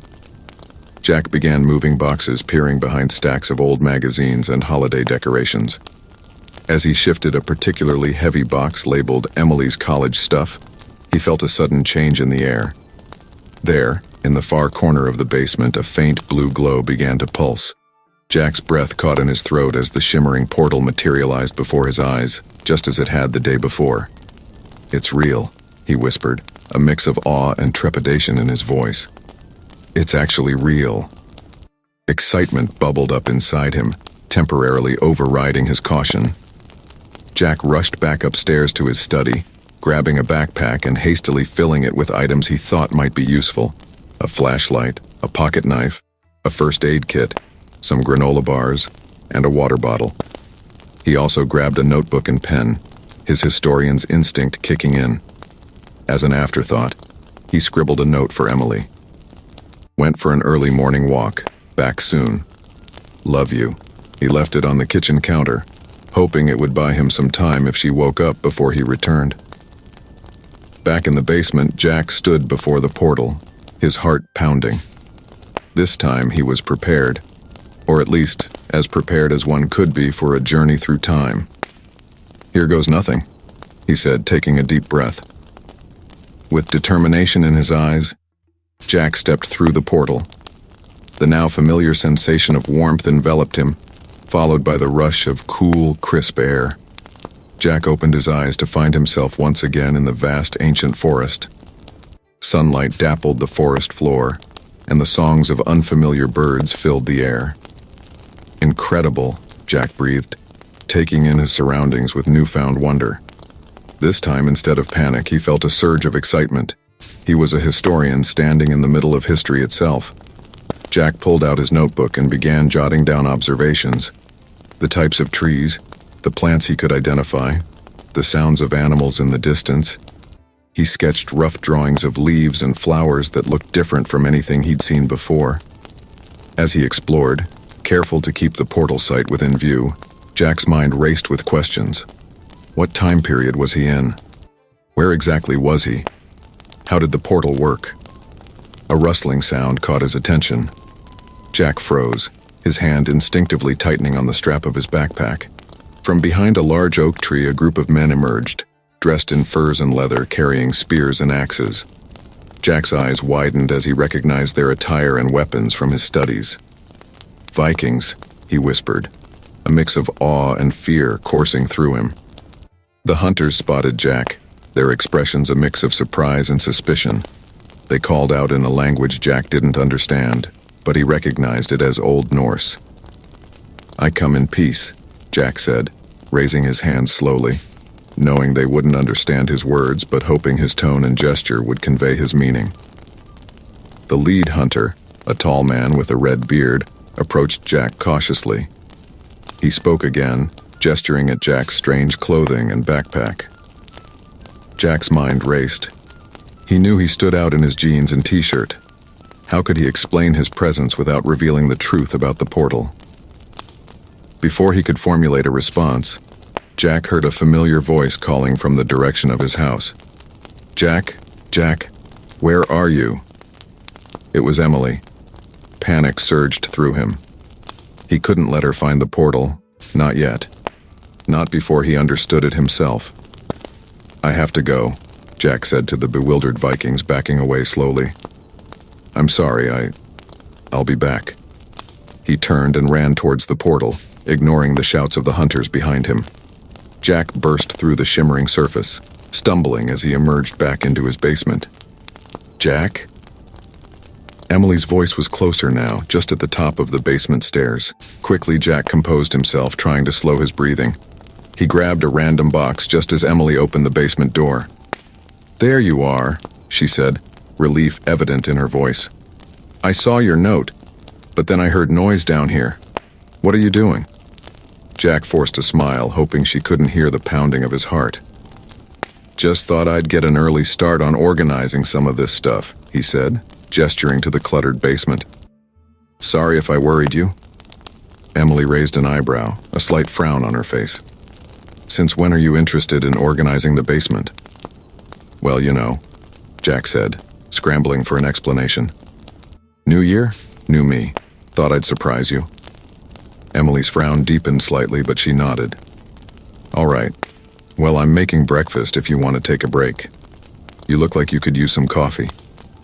"Sounds great," Jack said, relief washing over him. "I'll be up in a minute." As Emily turned to go back upstairs, Jack glanced at the corner where the portal had been. It was gone now, the stone wall solid and unremarkable. But he knew it would return, and with it, more opportunities to explore the incredible world beyond. Jack's mind buzzed with the implications of what he'd discovered. A portal to the Viking era, right in his basement. The historian in him was ecstatic, but another part of him felt the weight of this secret. As he climbed the stairs to join Emily for breakfast, Jack wrestled with his conscience. Should he tell her? Would she believe him? And if she did, what then? For now, he decided he would keep this extraordinary discovery to himself. At least until he understood it better. But one thing was certain. Jack Thompson's life would never be the same again. Jack's heart raced with anticipation as he followed the group of Viking hunters through the dense forest. The tall, bearded men moved with a quiet grace that belied their size, their eyes constantly scanning their surroundings. Jack tried his best to mimic their movements, but he felt clumsy and out of place in his modern clothes. As they emerged from the tree line, Jack's breath caught in his throat. Before him sprawled a bustling coastal village, the likes of which he'd only seen in textbooks and museum dioramas. Wooden longhouses with thatched roofs dotted the landscape, smoke rising from their central hearths. The salty breeze carried the scents of the sea, mixed with the earthy aroma of livestock and the sharp tang of metal from a nearby forge. "Incredible," Jack whispered, his eyes wide with wonder. He watched as women in long dresses and aprons went about their daily tasks, children ran playing between the houses, and burly men worked on repairing fishing nets and sharpening weapons. The lead hunter, the red-bearded man Jack had encountered earlier, turned to him with a gruff expression. He spoke in Old Norse, gesturing towards the village. Jack couldn't understand the words, but the meaning was clear. "Welcome to our home." As they entered the village proper, Jack couldn't help but stare in amazement at everything around him. He saw intricate wood carvings adorning the buildings, colorful shields hanging on walls, and even caught a glimpse of a magnificent longship pulled up on the beach. However, his wonder was soon tempered by a growing sense of unease. As they passed through the village, Jack noticed curious and often suspicious glances directed his way. He suddenly became acutely aware of how out of place he looked in his jeans, sneakers, and t-shirt. An older man approached, his weathered face creased with frown lines as he spoke rapidly to the red-bearded hunter. Jack didn't need to understand the language to recognize the tone of suspicion and concern in the elder's voice. The red-bearded man responded, gesturing towards Jack and seemingly trying to explain his presence. Jack shifted uncomfortably, wishing he had thought to bring some more period-appropriate clothing. Just as the tension in the air seemed to be reaching a breaking point, a voice called out from nearby. An elderly woman emerged from one of the longhouses, her silver hair braided intricately, and her blue eyes sharp despite her advanced age. "Velkommen, friendy," she said, her voice warm and welcoming as she approached Jack. While he didn't understand the words, her tone put him at ease. The woman, who looked to be in her 70s, placed a gentle hand on Jack's arm and spoke to the gathered villagers. Whatever she said seemed to calm the situation as the suspicious looks began to fade. She turned back to Jack with a kind smile. "I am Astrid," she said, her accent thick but her English understandable. "You are strange to us, but any guest is welcome in my home." Relief flooded through Jack. "Thank you," he said earnestly. "My name is Jack. I'm a bit lost, I think." Astrid nodded sagely. "Come," she said, leading him towards her longhouse. "We will find you proper clothes. Then you will tell me your story."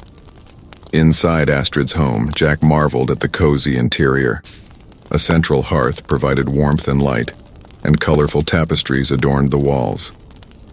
Astrid rummaged through a wooden chest, pulling out various items of clothing. "Here," she said, handing him a rough spun tunic, leather breeches, and soft leather boots. "These belong to my son. He sails with the raiders now, but you look to be of similar size." Jack accepted the clothes gratefully. "Thank you, Astrid.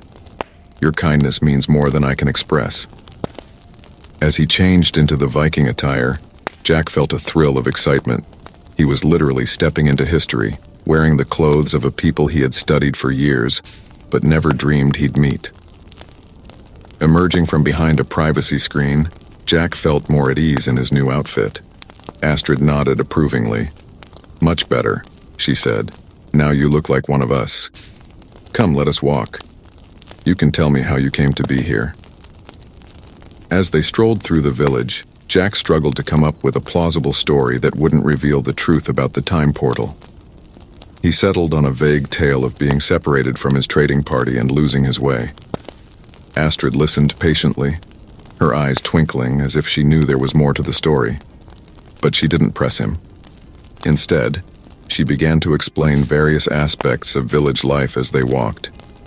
"There is our mead hall," she said, pointing to a large building near the center of the village. "And there, the smithy.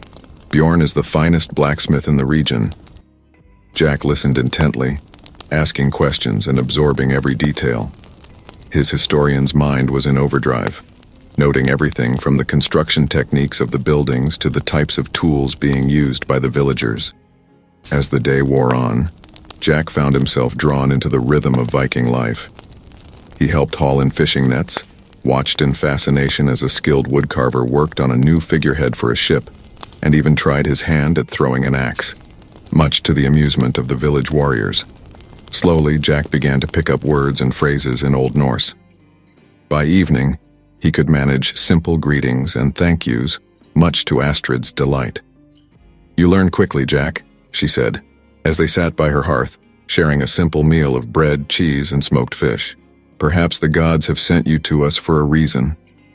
Jack felt a pang of guilt at her words. He knew he couldn't stay, that he had to return to his own time. But the thought of leaving this fascinating world behind filled him with sadness. As night fell, Jack realized with a start that he had been in the past for hours. Emily would be worried sick. "I'm sorry, Astrid," he said, standing abruptly.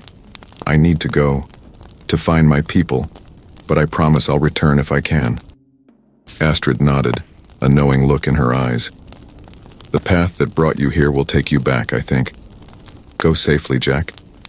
You are welcome here always." With a heavy heart, Jack made his way back to the forest where he had first appeared.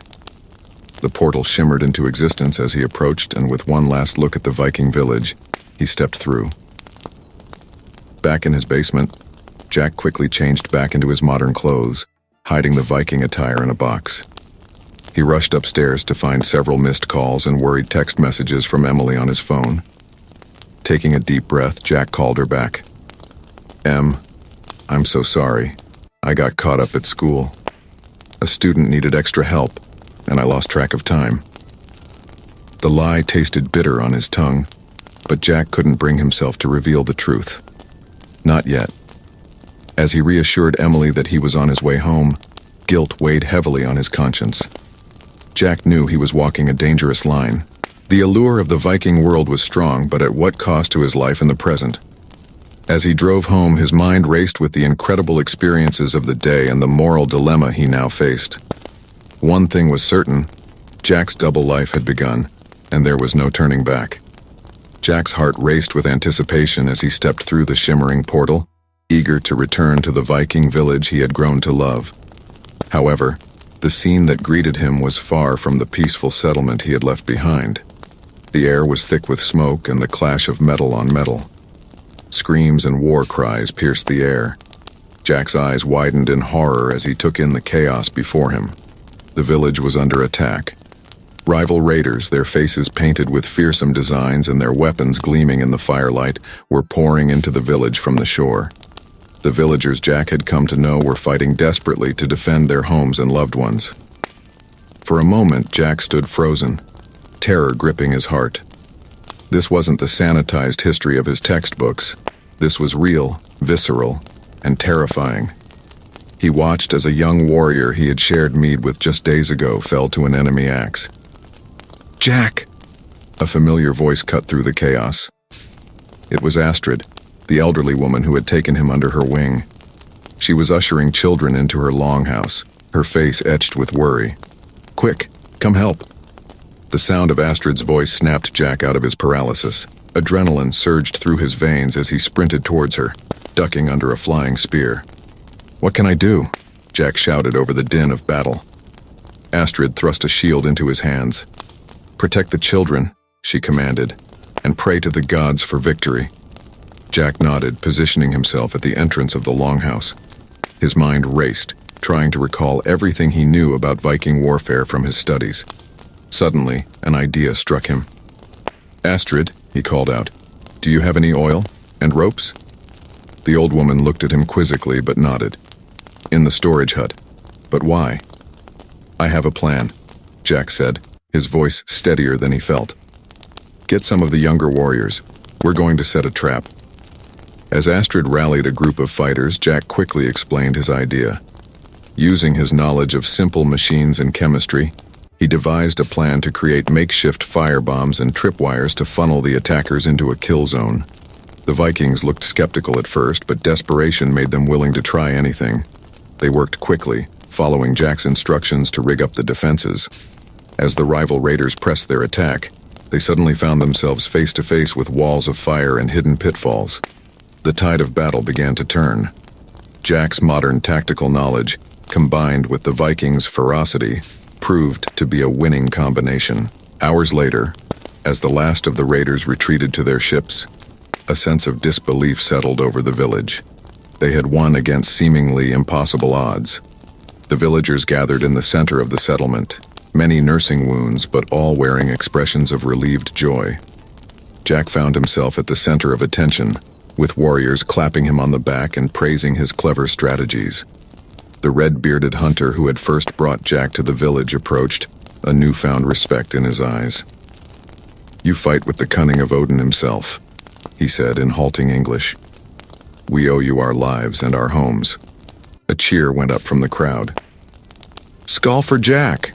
someone shouted, and soon the cry was taken up by everyone. As mead was passed around and the villagers began to celebrate their unlikely victory, Jack felt a warmth spreading through his chest.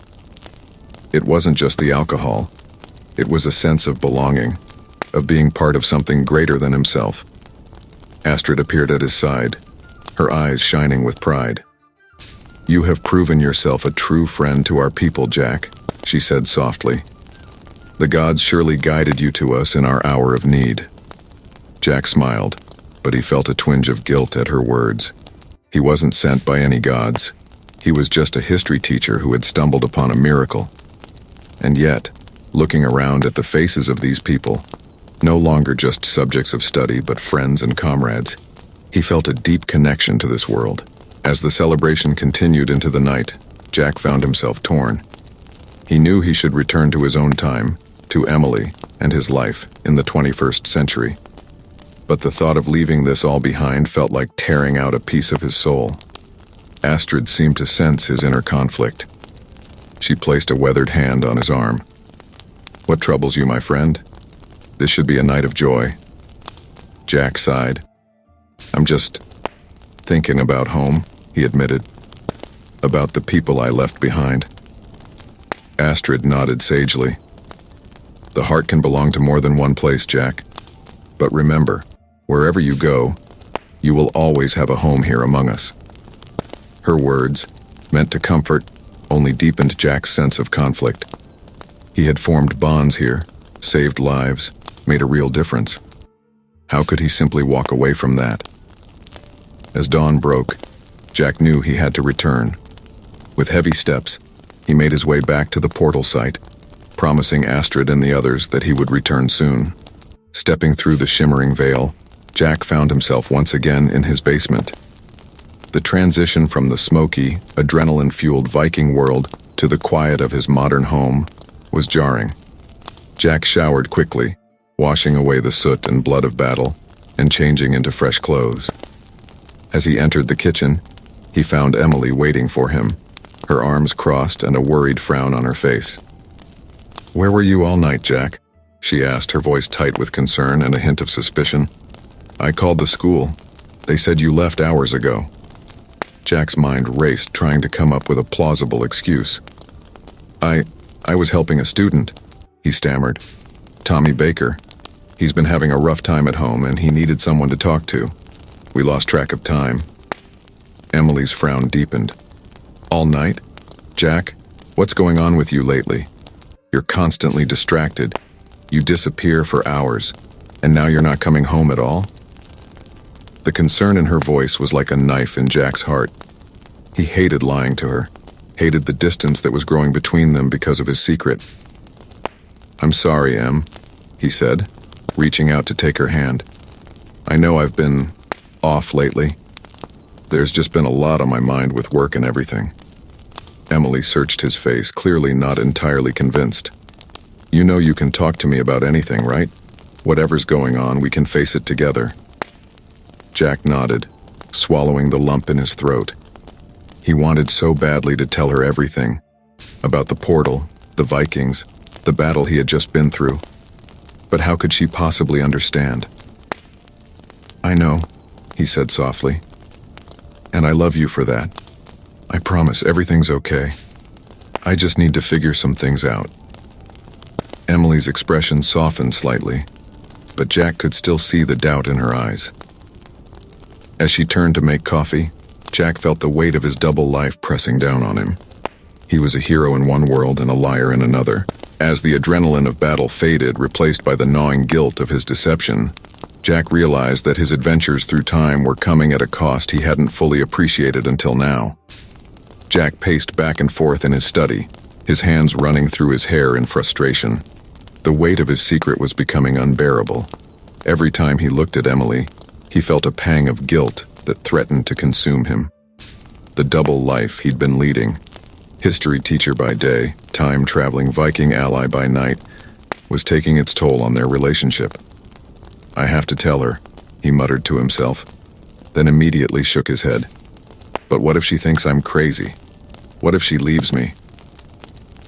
The pros and cons of revealing the truth warred in his mind. On one hand, sharing this incredible discovery with Emily could bring them closer together, allowing her to understand why he'd been so distant lately. On the other hand, the revelation could shatter their life as they knew it. Anxiety churned in Jack's stomach as he imagined all the possible outcomes. He could almost hear Emily's voice, filled with disbelief and anger. "Time travel? Vikings? Have you lost your mind, Jack?" But keeping the secret was becoming impossible. The lies were piling up, and Jack could see the hurt and suspicion growing in Emily's eyes with each passing day. Taking a deep breath, Jack made his decision. He had to tell her. Whatever the consequences, Emily deserved to know the truth. With shaking hands, Jack pulled out his phone and texted Emily. "Can you come home early today? There's something important I need to show you." The response came quickly. "Is everything okay? I'll leave work now." Jack's heart raced as he waited for Emily to arrive. He paced the living room, rehearsing what he would say, how he would explain the inexplicable.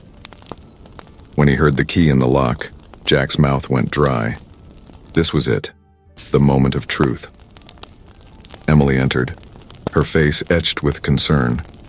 "Jack, what's going on? You're scaring me." Jack took a deep breath. "Em, I need to show you something. It's going to sound crazy, but I need you to trust me." Confusion clouded Emily's features, but she nodded slowly. "Okay." Jack took her hand, leading her towards the basement door. What I'm about to show you is going to change everything. I've been keeping a secret from you, and I'm sorry, but I think it's better if I just show you. As they descended the basement stairs, Emily's grip on Jack's hand tightened. Jack, you're really freaking me out. What's down here? They reached the bottom of the stairs, and Jack guided Emily to the corner where the portal usually appeared. Just wait, he said softly. For a moment, nothing happened. Jack's heart pounded in his chest, fear gripping him. What if the portal didn't appear? What if it had all been some elaborate hallucination? But then, as if responding to his desperation, the air in front of them began to shimmer. The familiar blue glow of the portal materialized, casting an otherworldly light across the basement. Emily gasped, stumbling backward. What? What is that? Jack steadied her, his voice gentle but filled with excitement. It's a portal, Em. A gateway to the past, to the Viking Age.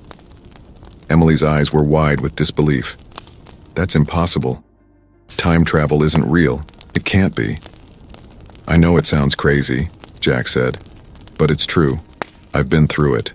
I've seen the Viking world with my own eyes, lived among them. This is what I've been hiding from you.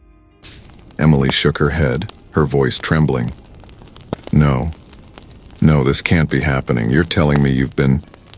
What? Traveling through time? Living some double life as a Viking? Jack nodded, relief flooding through him at finally being able to tell the truth.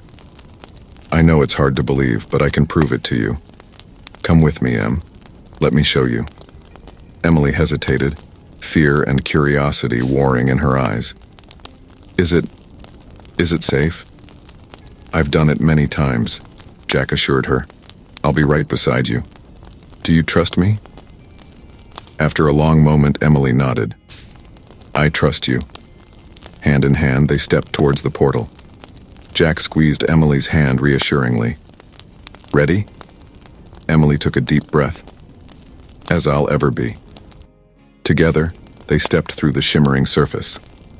The familiar sensation of warmth enveloped them, followed by a rush of cool air. When they opened their eyes, they stood in the ancient forest Jack had come to know so well. Emily's grip on Jack's hand was almost painful as she took in their surroundings. Her eyes darted from the towering trees to the unfamiliar plants, to the distant sound of waves crashing on a shore. Oh my God, she whispered. It's real. It's all real. Jack watched as a mix of wonder and fear filled Emily's face. She reached out to touch the bark of a nearby tree, as if confirming its solidity. This is... incredible, Emily breathed. Jack, how long have you known about this? Before Jack could answer, the sound of voices reached them. A group of Vikings, including Astrid, emerged from the tree line. Astrid's face lit up when she saw Jack. You have returned. Then her eyes fell on Emily, and her expression turned curious. And you have brought a guest. Jack made quick introductions, watching as Emily struggled to process the fact that she was speaking to actual Vikings. Astrid, ever perceptive, seemed to sense Emily's overwhelm and invited them both back to the village for a meal. As they walked, Jack explained everything to Emily, how he discovered the portal, his adventures in the village, even the recent raid he had helped repel. By the time they reached the village, Emily's initial fear had given way to fascination. She peppered Jack and Astrid with questions about Viking life, her historian's mind clearly racing with the implications of this discovery. However, as the day wore on, and they prepared to return to their own time, the reality of the situation began to sink in. The tension that had been temporarily forgotten in the excitement of discovery returned full force. Back in their basement, Emily rounded on Jack. I can't believe you've been keeping this from me. Do you have any idea how dangerous this is? You could have been killed in that raid. Jack's earlier relief at sharing his secret evaporated. I know it's risky, Em, but think about what we could learn. The historical value alone. Historical value? Emily cut him off. Jack, you're messing with the fabric of time. What if you change something? What if you don't come back one day? The argument escalated, their voices rising as they debated the ethics and dangers of time travel. Emily pointed out the potential catastrophic consequences of altering history, while Jack argued for the unprecedented opportunity to study a lost civilization firsthand. "You can't keep doing this, Jack," Emily said finally, her voice tight with emotion. "It's too dangerous. We have to seal that portal somehow." Jack felt a surge of determination. He understood Emily's fears, but he couldn't give up his connection to the Viking world. Not now, not after everything he'd experienced. "I'm sorry, Em," he said, his voice firm, "but I can't stop. This is too important. I'll be careful, I promise, but I have to keep going back." Emily stared at him, hurt and anger warring in her eyes. "So that's it? You're choosing them over me? Over us?"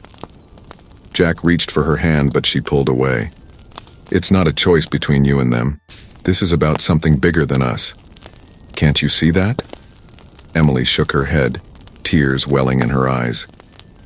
"I see that my husband is willing to risk everything, our marriage, his life, possibly the entire course of history, for some Viking adventure fantasy."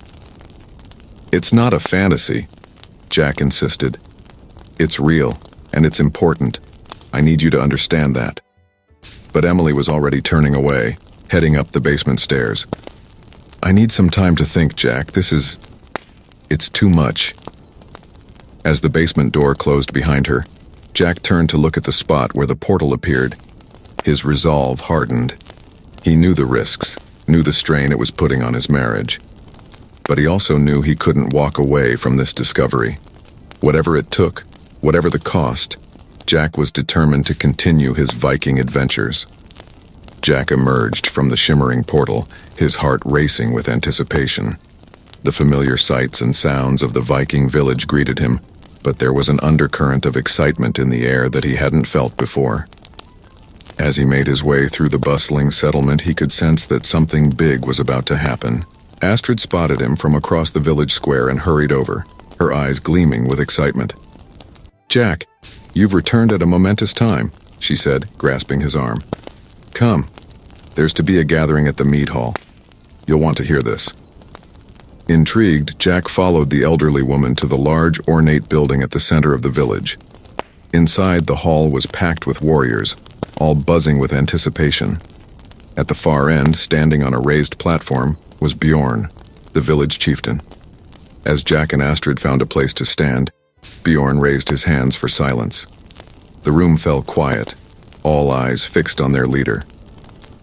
"My fellow Norsemen," Bjorn's voice boomed across the hall. "The gods have smiled upon us.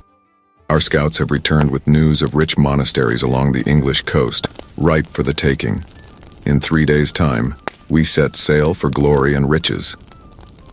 A deafening cheer erupted from the gathered Vikings. Jack felt a jolt of excitement course through him, quickly followed by a wave of conflicting emotions.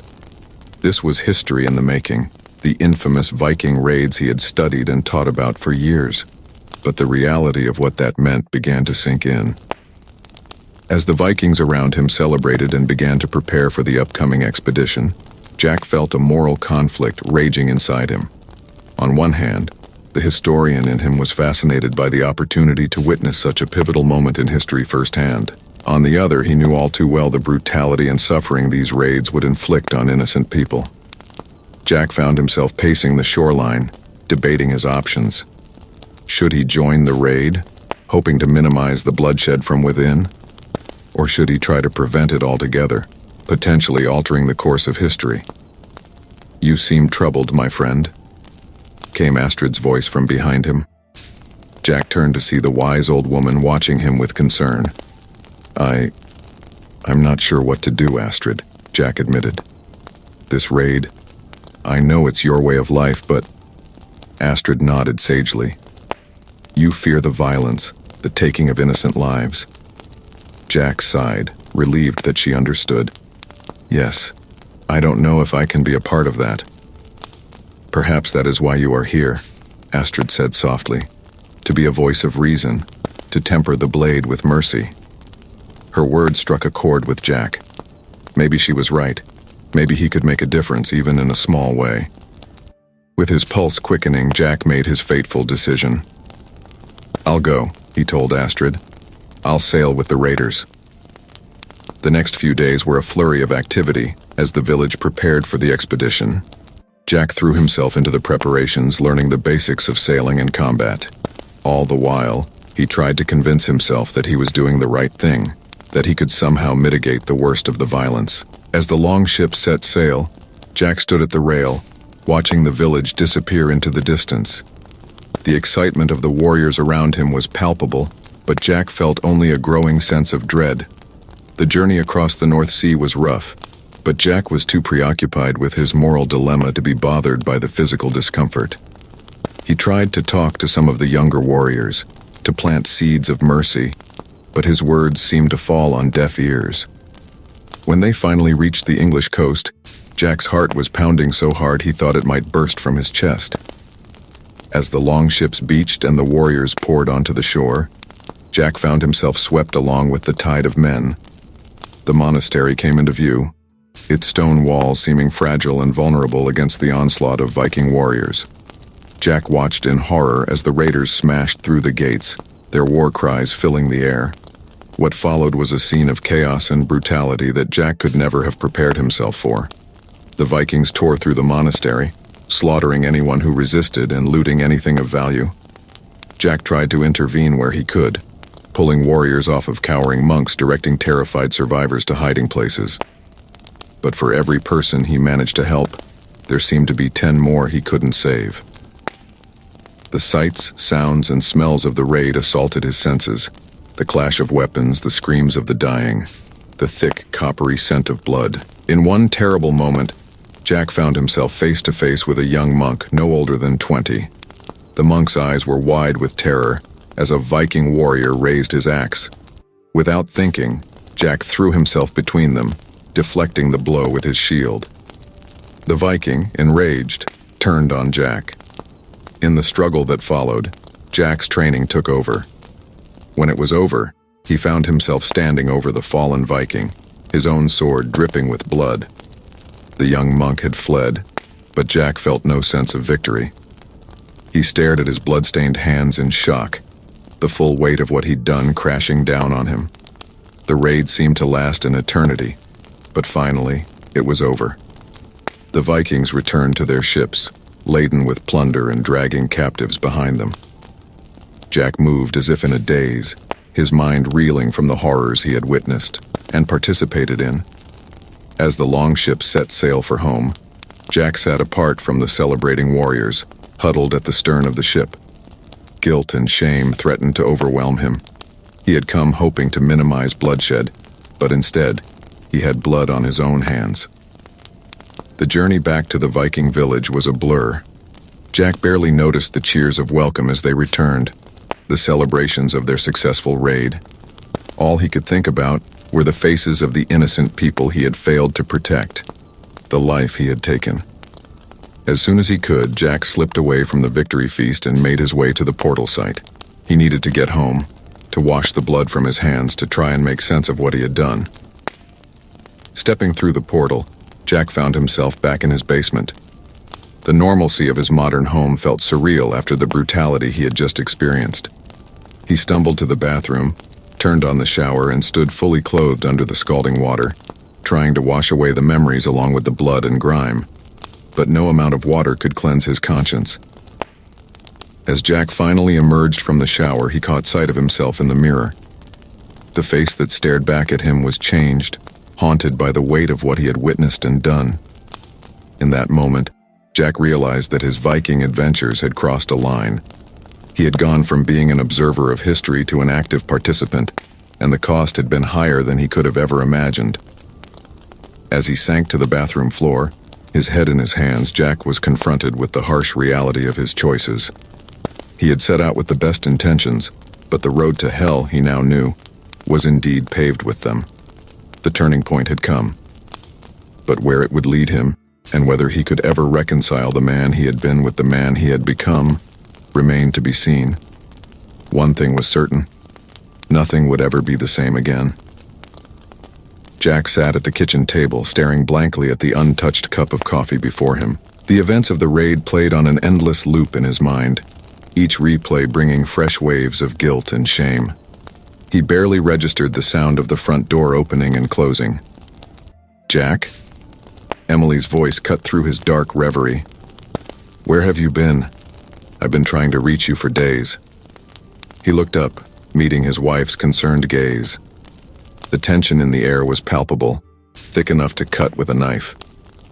Emily's eyes widened as she took in his haggard appearance. "What happened to you?" she asked, her voice a mix of worry and frustration. "You look haunted." Jack opened his mouth to speak, but the words caught in his throat. How could he possibly explain what he had been through? How could he tell her about the blood on his hands, the lives he had failed to save? Emily moved closer, her brow furrowed with concern. "Jack, please, talk to me. What's going on?" The dam finally broke.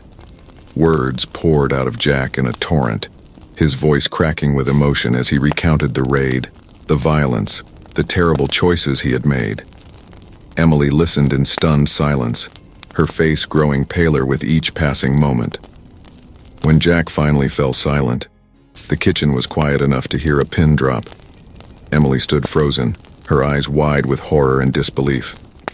You participated in a raid?" she whispered.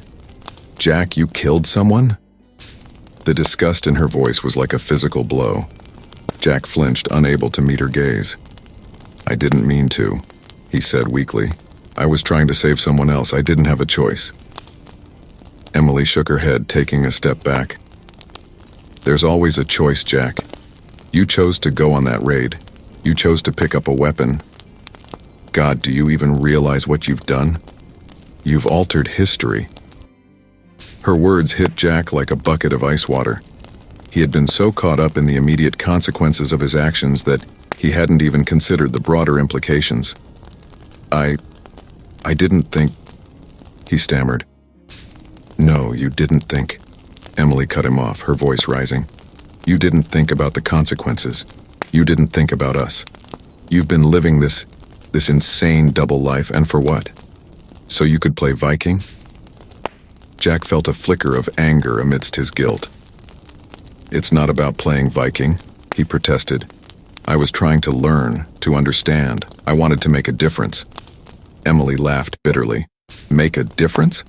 By participating in a raid? By killing innocent people? That's not making a difference, Jack. That's destroying lives." The argument escalated, years of pent-up frustration and recent fears pouring out. Emily accused Jack of being selfish, of prioritizing his obsession with the past over their marriage. Jack defended himself, trying to make her understand the incredible opportunity he had been given. But as the shouting died down, Jack could see the resolve in Emily's eyes. She took a deep breath, squaring her shoulders. "I can't do this anymore, Jack," she said quietly. "I can't sit at home wondering if you're going to come back alive. I can't be married to someone who thinks it's okay to raid and pillage in the name of historical research."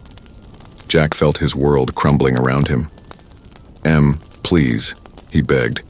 "We can work this out. I'll stop going back, I promise." But Emily was already shaking her head. "It's too late for that. You've changed, Jack. The man I married would never have done the things you've done." She slipped off her wedding ring, placing it on the table with a soft clink. "I'm going to stay with my sister for a while. I need time to think." Jack watched helplessly as Emily packed a bag, his pleas falling on deaf ears. As the front door closed behind her, the finality of it struck him like a physical blow. She was gone. He had lost her. In the days that followed, Jack fell into a spiral of depression and self-loathing. He stopped going to work, ignoring the concerned calls from the school. His only respite from the crushing guilt and loneliness was the Viking world. Despite his promise to Emily, Jack found himself drawn back through the portal again and again. He threw himself into Viking life with a reckless abandon, seeking to lose himself in the past and escape the wreckage of his present.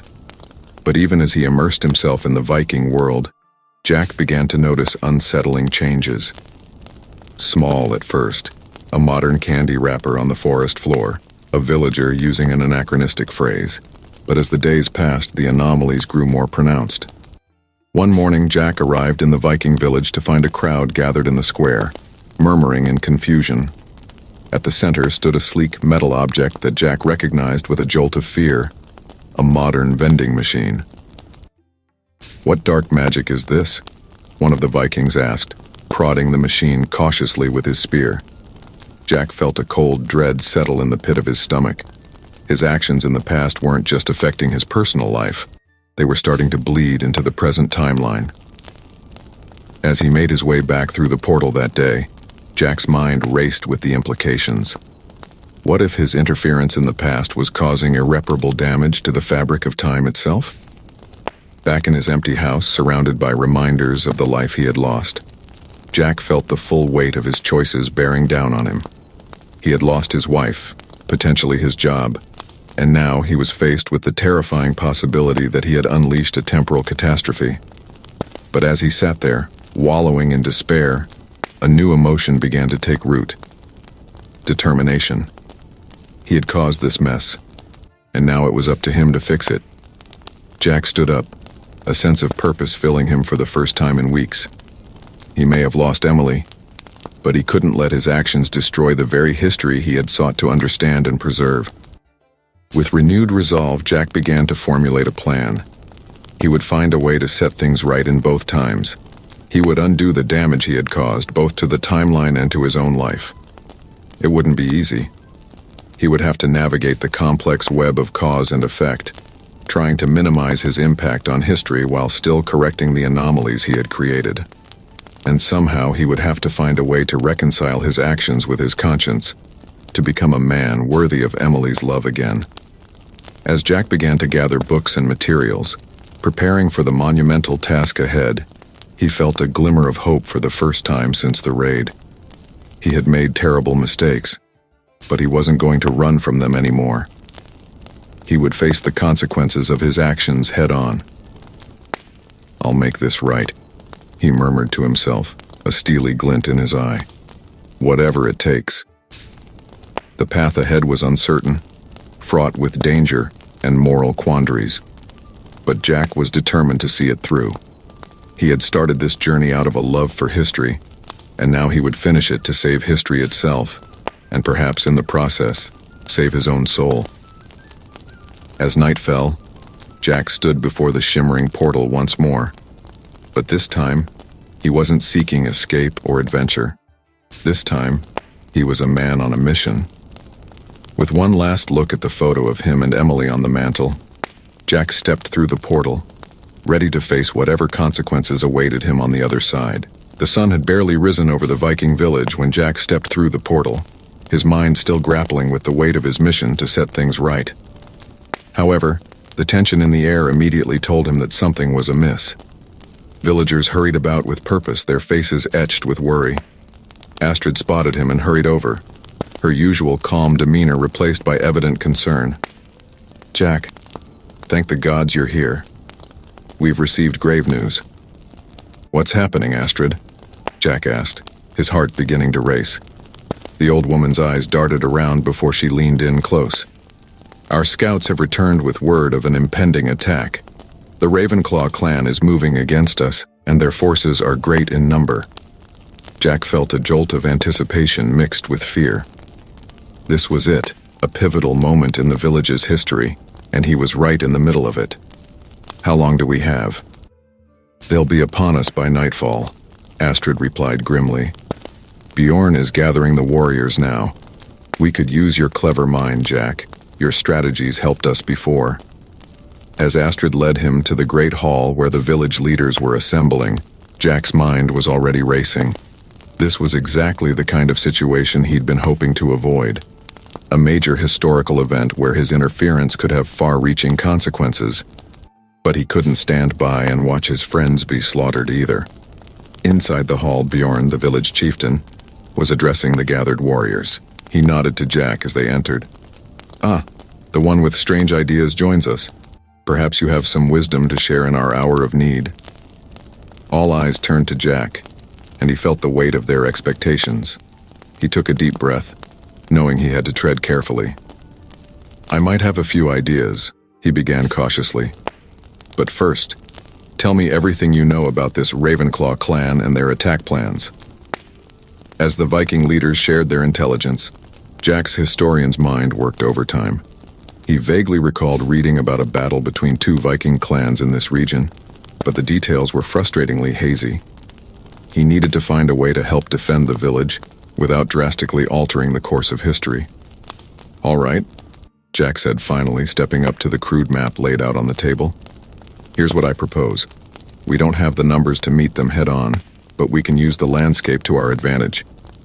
Over the next few hours, Jack outlined a defensive strategy that combined his modern tactical knowledge with available Viking-era resources. He suggested digging hidden pit traps along the most likely approach routes, creating choke points with felled trees, and setting up a system of signal fires to quickly communicate enemy movements. And most importantly, Jack emphasized, we need to target their leadership. If we can take out or capture their Jarl, the rest of their force might lose heart and retreat. Bjorn stroked his beard thoughtfully. "Your ideas are strange, but they have merit. We shall do as you suggest." As the village mobilized to prepare their defenses, Jack felt a mix of pride and anxiety. His plans seemed sound, but the nagging worry about changing history too much persisted. He consoled himself with the thought that he was merely helping the village defend itself, not altering the fundamental outcome of events. As the sun began to set, the first warning horn sounded. The Ravenclaw clan had been spotted approaching from the east. Jack took his position with a group of archers on a ridge overlooking the main approach, his heart pounding in his chest. The initial clash was chaos incarnate. The Ravenclaw warriors charged into the carefully prepared killing fields, and Jack's strategies immediately proved their worth. Screams filled the air as attackers fell into hidden pits or were funneled into tight spaces where defenders could pick them off more easily. "It's working!" Astrid cried out from nearby, her eyes wide with a mix of horror and elation. "Your plan is working, Jack." For a moment, Jack allowed himself to feel a surge of triumph. But then, as he scanned the battlefield, his blood ran cold.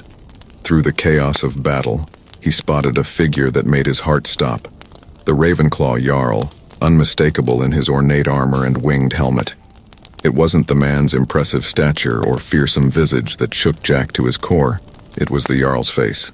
A face that, despite being younger and adorned with war paint, was eerily familiar. "No," Jack whispered, his mind reeling. "It can't be." But there was no denying it. The Ravenclaw Jarl was the spitting image of Jack's colleague from the university, Professor Eriksson. The resemblance was too strong to be coincidence.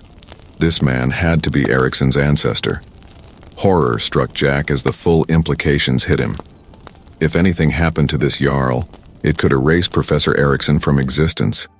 The ripple effects could be catastrophic, potentially erasing Jack's own timeline. But even as this realization dawned on him, Jack saw Bjorn and a group of elite warriors moving to engage the Jarl. They had taken Jack's advice to heart and were targeting the enemy leadership. Anguish tore at Jack's heart. If he did nothing, his Viking friends might very well defeat the Ravenclaw Jarl, securing their victory, but potentially destroying Jack's own future. If he intervened, he might preserve his timeline but condemn the village he had come to love to defeat and possible destruction. Time seemed to slow as Jack grappled with this impossible choice.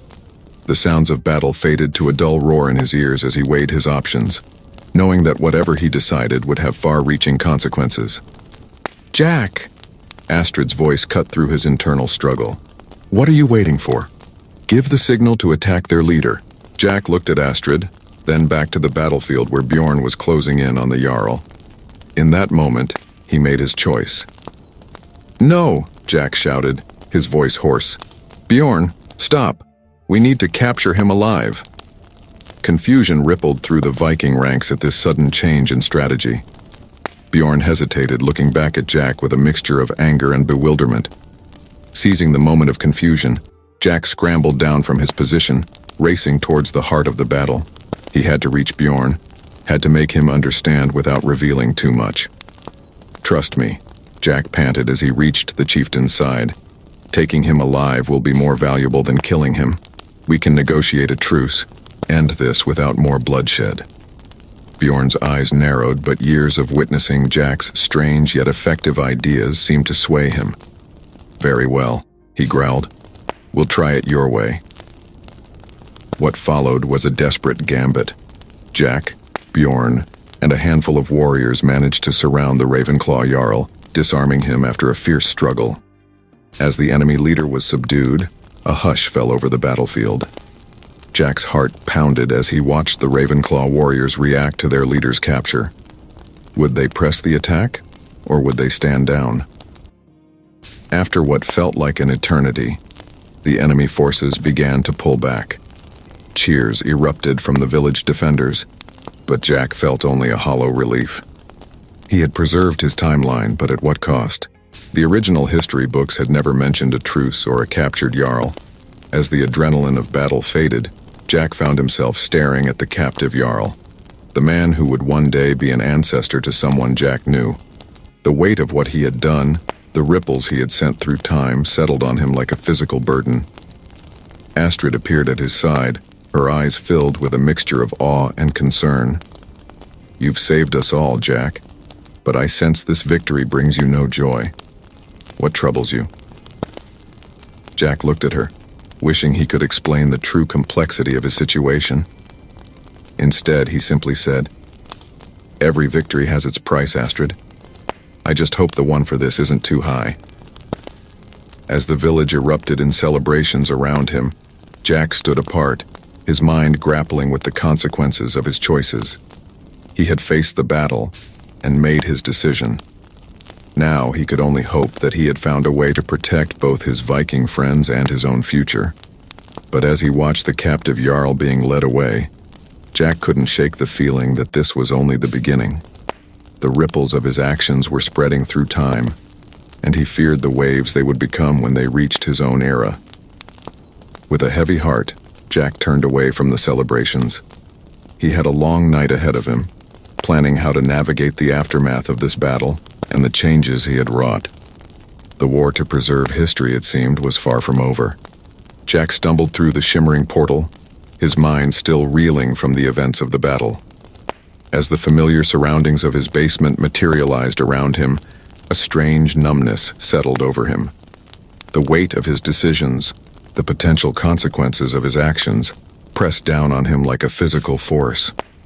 For a long moment, he simply stood there, afraid to move, afraid to see what changes might await him in the world he had left behind. The basement looked the same, the cluttered workbench, the shelves lined with history books, the faint musty smell, but Jack knew that appearances could be deceiving. With a deep breath, he forced himself to climb the stairs, each step feeling like it took monumental effort. As he emerged into the main part of the house, his eyes darted around, searching for any obvious changes. The furniture was in the same place, the photos on the walls unchanged. For a brief, hopeful moment, Jack thought that perhaps his actions hadn't had any significant impact after all. But then he noticed it, a subtle wrongness that sent a shock jolting through him. The painting above the fireplace, a wedding gift from Emily's parents, was different.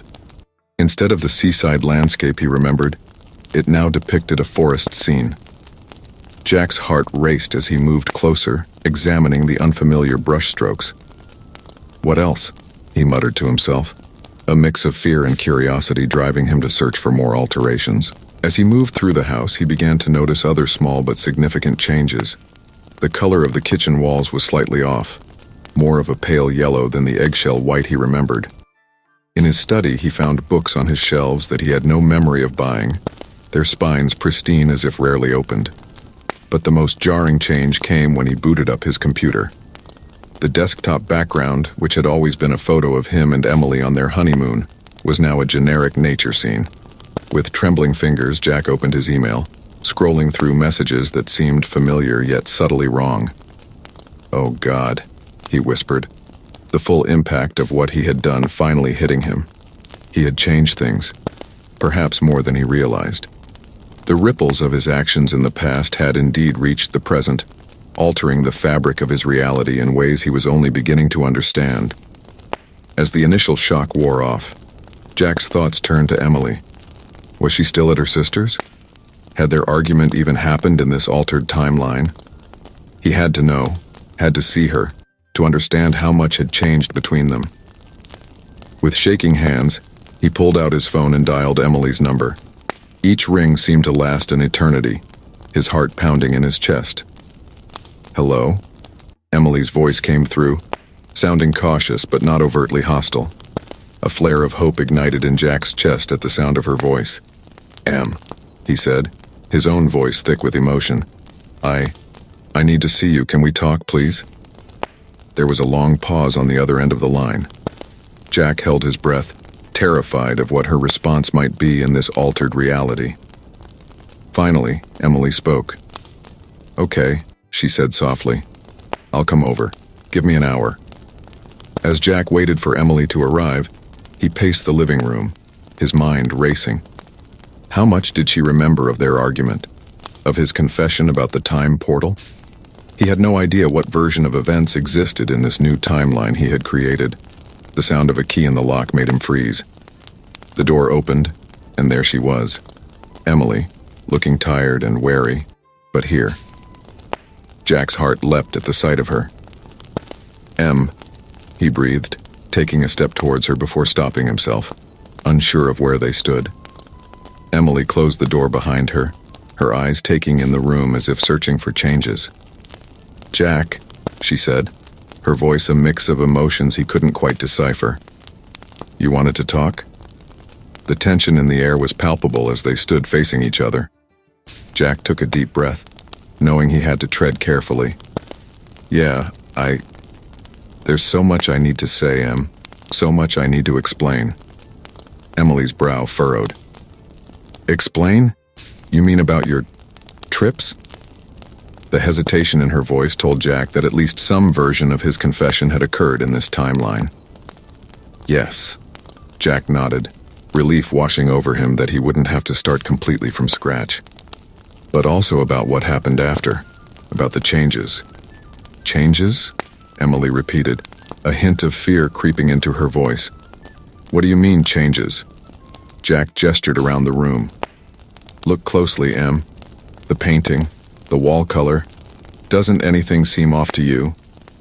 Emily's eyes darted around, widening as she began to notice the subtle differences. What did you do, Jack?" she whispered. And so Jack told her everything, about the battle, about the Ravenclaw Jarl who looked so much like Professor Erickson, about the impossible choice he had faced. As he spoke, laying bare all his fears and the weight of his decisions, he saw a range of emotions play across Emily's face. Shock, anger, fear, and something that might have been understanding. When he finished, silence fell between them. Jack waited, his heart in his throat, for Emily's reaction. "I can't believe this," Emily said finally, her voice shaking. You changed our reality, Jack. You played with forces you don't understand, and now everything's different." "I know," Jack said, his voice heavy with remorse. "I never meant for any of this to happen. I thought I could observe without interfering, but I was wrong. And then when I tried to fix things, I only made them more complicated." Emily sank onto the couch, her head in her hands. How can we ever trust that anything is real now? How do we know what memories are true and what's been altered? Jack knelt in front of her, wanting desperately to take her hands but restraining himself. "I don't have all the answers, Em, but I do know one thing that's real. My love for you. That hasn't changed, no matter what else has." Emily looked up at him, tears glistening in her eyes. "How can you be sure? How can either of us be sure of anything anymore?" "Because I feel it," Jack said earnestly. "In every version of reality, in every timeline, I love you. That's the one constant I'm sure of." For a long moment, Emily just looked at him, searching his face. Then, slowly, she reached out and took his hand. "I'm scared, Jack," she admitted, This is all so much bigger than us. How can we possibly handle something like this? Jack squeezed her hand gently. Together, he said. We face it together. I know I messed up, Em. I know I've caused so much chaos. But please, give me a chance to make it right. Help me figure this out. Emily took a deep, shuddering breath. It's not going to be easy, she warned. We have a lot to work through, not just the changes to our world, but the trust between us. Jack nodded solemnly. I know, and I'm ready to do whatever it takes. No more secrets, no more solo trips through the portal. If we do this, we do it as a team. A ghost of a smile touched Emily's lips. A team of time-traveling historians. Sounds like something out of a sci-fi novel. Hey, our life is pretty sci-fi at this point, Jack said, allowing himself a small chuckle. Might as well embrace it. Emily's expression grew serious again. This isn't going to be some grand adventure, Jack. It's dangerous, and the consequences are real. We've seen that now. You're right, Jack agreed. But that's why we need to face it together. Two heads are better than one, especially when we're dealing with the complexities of time travel. Emily was quiet for a moment, clearly weighing her options. Finally, she looked Jack in the eye, determination hardening her gaze. Okay, she said. We'll face this together. But we need rules, Jack. We need to be careful, methodical. No more rash decisions. Relief and gratitude washed over Jack. Agreed, he said fervently. We'll approach this like the historians we are, with research, careful planning, and a healthy respect for the potential consequences of our actions. As they began to discuss their next steps, laying out plans for how to navigate their altered reality and the challenges of the time portal, Jack felt a renewed sense of purpose. The road ahead would be difficult, fraught with moral dilemmas and the ever-present risk of further altering their timeline. But with Emily by his side, he felt ready to face whatever came their way. The reckoning he had feared had come, but it hadn't destroyed them. Instead, it had forged a new understanding between them, a shared commitment to unraveling the mysteries of time while preserving the core of who they were and what they meant to each other. As night fell outside, Jack and Emily remained deep in conversation, mapping out their new reality and the journey that lay ahead. The time portal hummed softly in the basement below, a reminder of the power and responsibility they now shared. The basement hummed with an otherworldly energy as Jack and Emily stood hand in hand before the shimmering time portal. The air crackled with anticipation, mirroring the conflicting emotions swirling within them.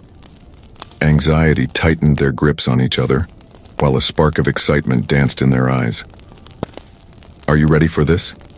Jack asked, his voice barely above a whisper. Emily took a deep breath, squeezing his hand. As ready as I'll ever be. One last trip, right? Jack nodded, a bittersweet smile tugging at his lips. One last adventure through time. With a shared look of determination, they stepped forward into the swirling vortex. The familiar sensation of being stretched and compressed washed over them as they hurtled through the fabric of time and space. When the world solidified around them once more, they found themselves standing on the outskirts of the Viking village that had become so dear to them. The sight of the familiar wooden buildings and the smell of salt on the air brought a flood of memories rushing back. It feels like coming home, Emily murmured, her eyes misting over. As they made their way into the village, familiar faces turned to greet them with surprised joy. Astrid was the first to reach them, her weathered face breaking into a wide smile. Jack, Emily, the gods have blessed us with your return, she exclaimed, pulling them both into a warm embrace. Bjorn's booming voice carried across the square. Our friends from the future have returned. This calls for a feast. For a moment, Jack and Emily allowed themselves to be swept up in the excitement of the reunion. But the weight of their purpose soon settled back upon them. Astrid, Bjorn, Jack said, his tone serious. We need to speak with you and the village elders. It's important. Sensing the gravity in Jack's voice, Bjorn nodded and led them to the great hall. As they gathered around the central fire pit, Emily took the lead in explaining their situation. "We've come to say goodbye," she began, her voice thick with emotion. "The portal, the doorway that allows us to travel between our times, it's become too dangerous. We have to close it permanently." A hush fell over the gathered Vikings. Astrid's brow furrowed in concern. "But why? Your wisdom has helped us so much. Surely the gods meant for our peoples to be connected?" Jack shook his head sadly. "It's not the will of the gods, Astrid. It's the nature of time itself. Every time we pass through, every change we make here, it ripples forward into our own time. We've already seen the consequences, and they could become far worse if we don't stop now." Bjorn stroked his beard thoughtfully. "I do not pretend to understand the mysteries you speak of, but I can see the truth in your eyes. This pains you greatly." "It does," Emily admitted, tears threatening to spill. "You've all become like family to us. The thought of never seeing you again." Her voice trailed off as emotion overwhelmed her. Jack wrapped an arm around her shoulders, continuing for her.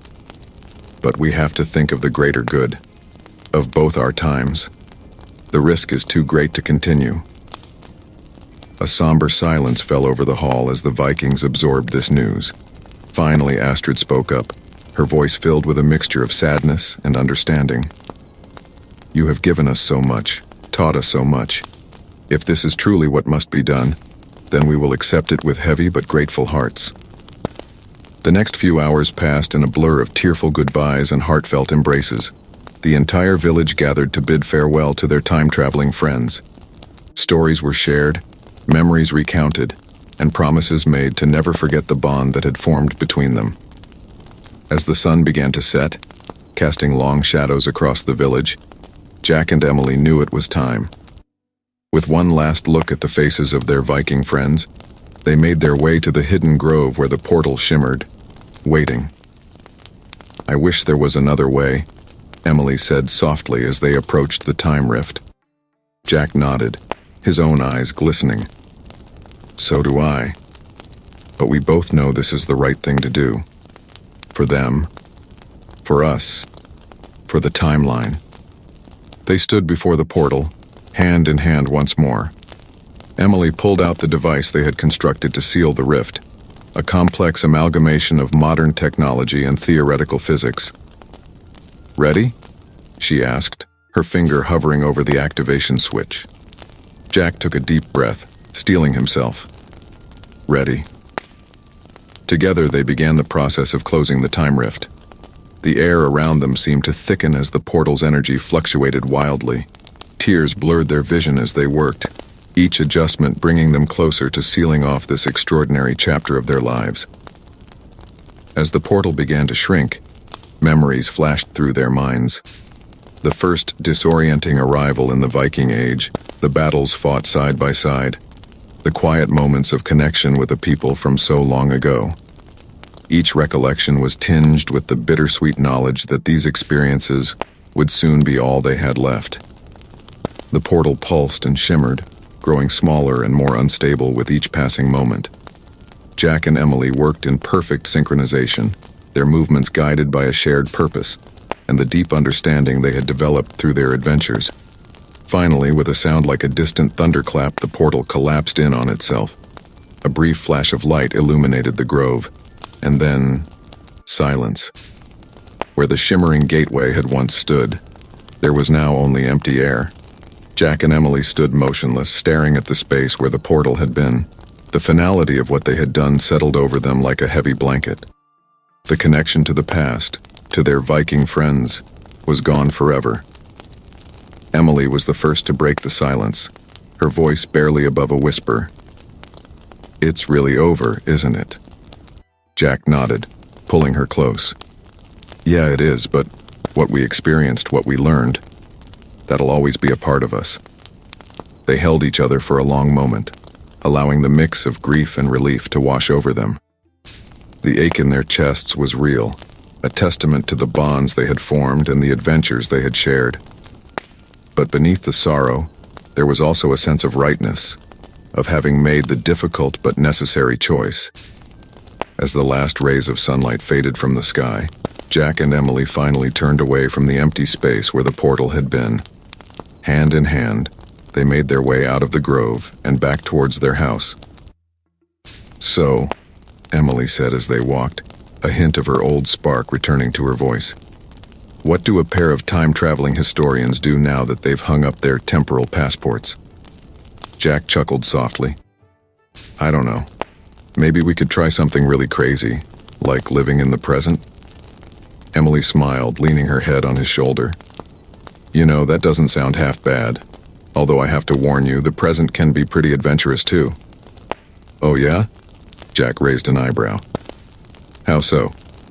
"Well," Emily said, her tone turning playful, "there's the great unknown of what to have for dinner, the perilous journey of fixing that leaky faucet. Oh, and let's not forget the epic quest of deciding what to watch on Netflix." Jack laughed, the sound chasing away some of the melancholy that had settled over them. "When you put it like that, it sounds downright dangerous. Good thing I've got you by my side to face these harrowing challenges."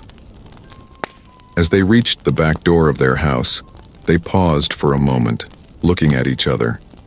The shared experiences of the past months, both the incredible adventures and the recent struggles, had forged a deeper connection between them. In each other's eyes, they saw understanding, love, and the promise of a future filled with new discoveries. "Ready for our next chapter?" Jack asked softly. Emily nodded, a warm smile spreading across her face. "With you?" "Always." They stepped into the house together, leaving behind the extraordinary world of time travel but carrying with them the wisdom, strength, and love they had gained from their journeys. As the door closed behind them, a new adventure was just beginning. The adventure of building a life together, grounded in the present but enriched by their unique experiences of the past. The basement below stood silent, the hum of the time portal now just a memory. But in the hearts and minds of Jack and Emily, the echoes of their Viking friends and the lessons learned through time would resonate forever, guiding them as they faced whatever new challenges and joys life had in store.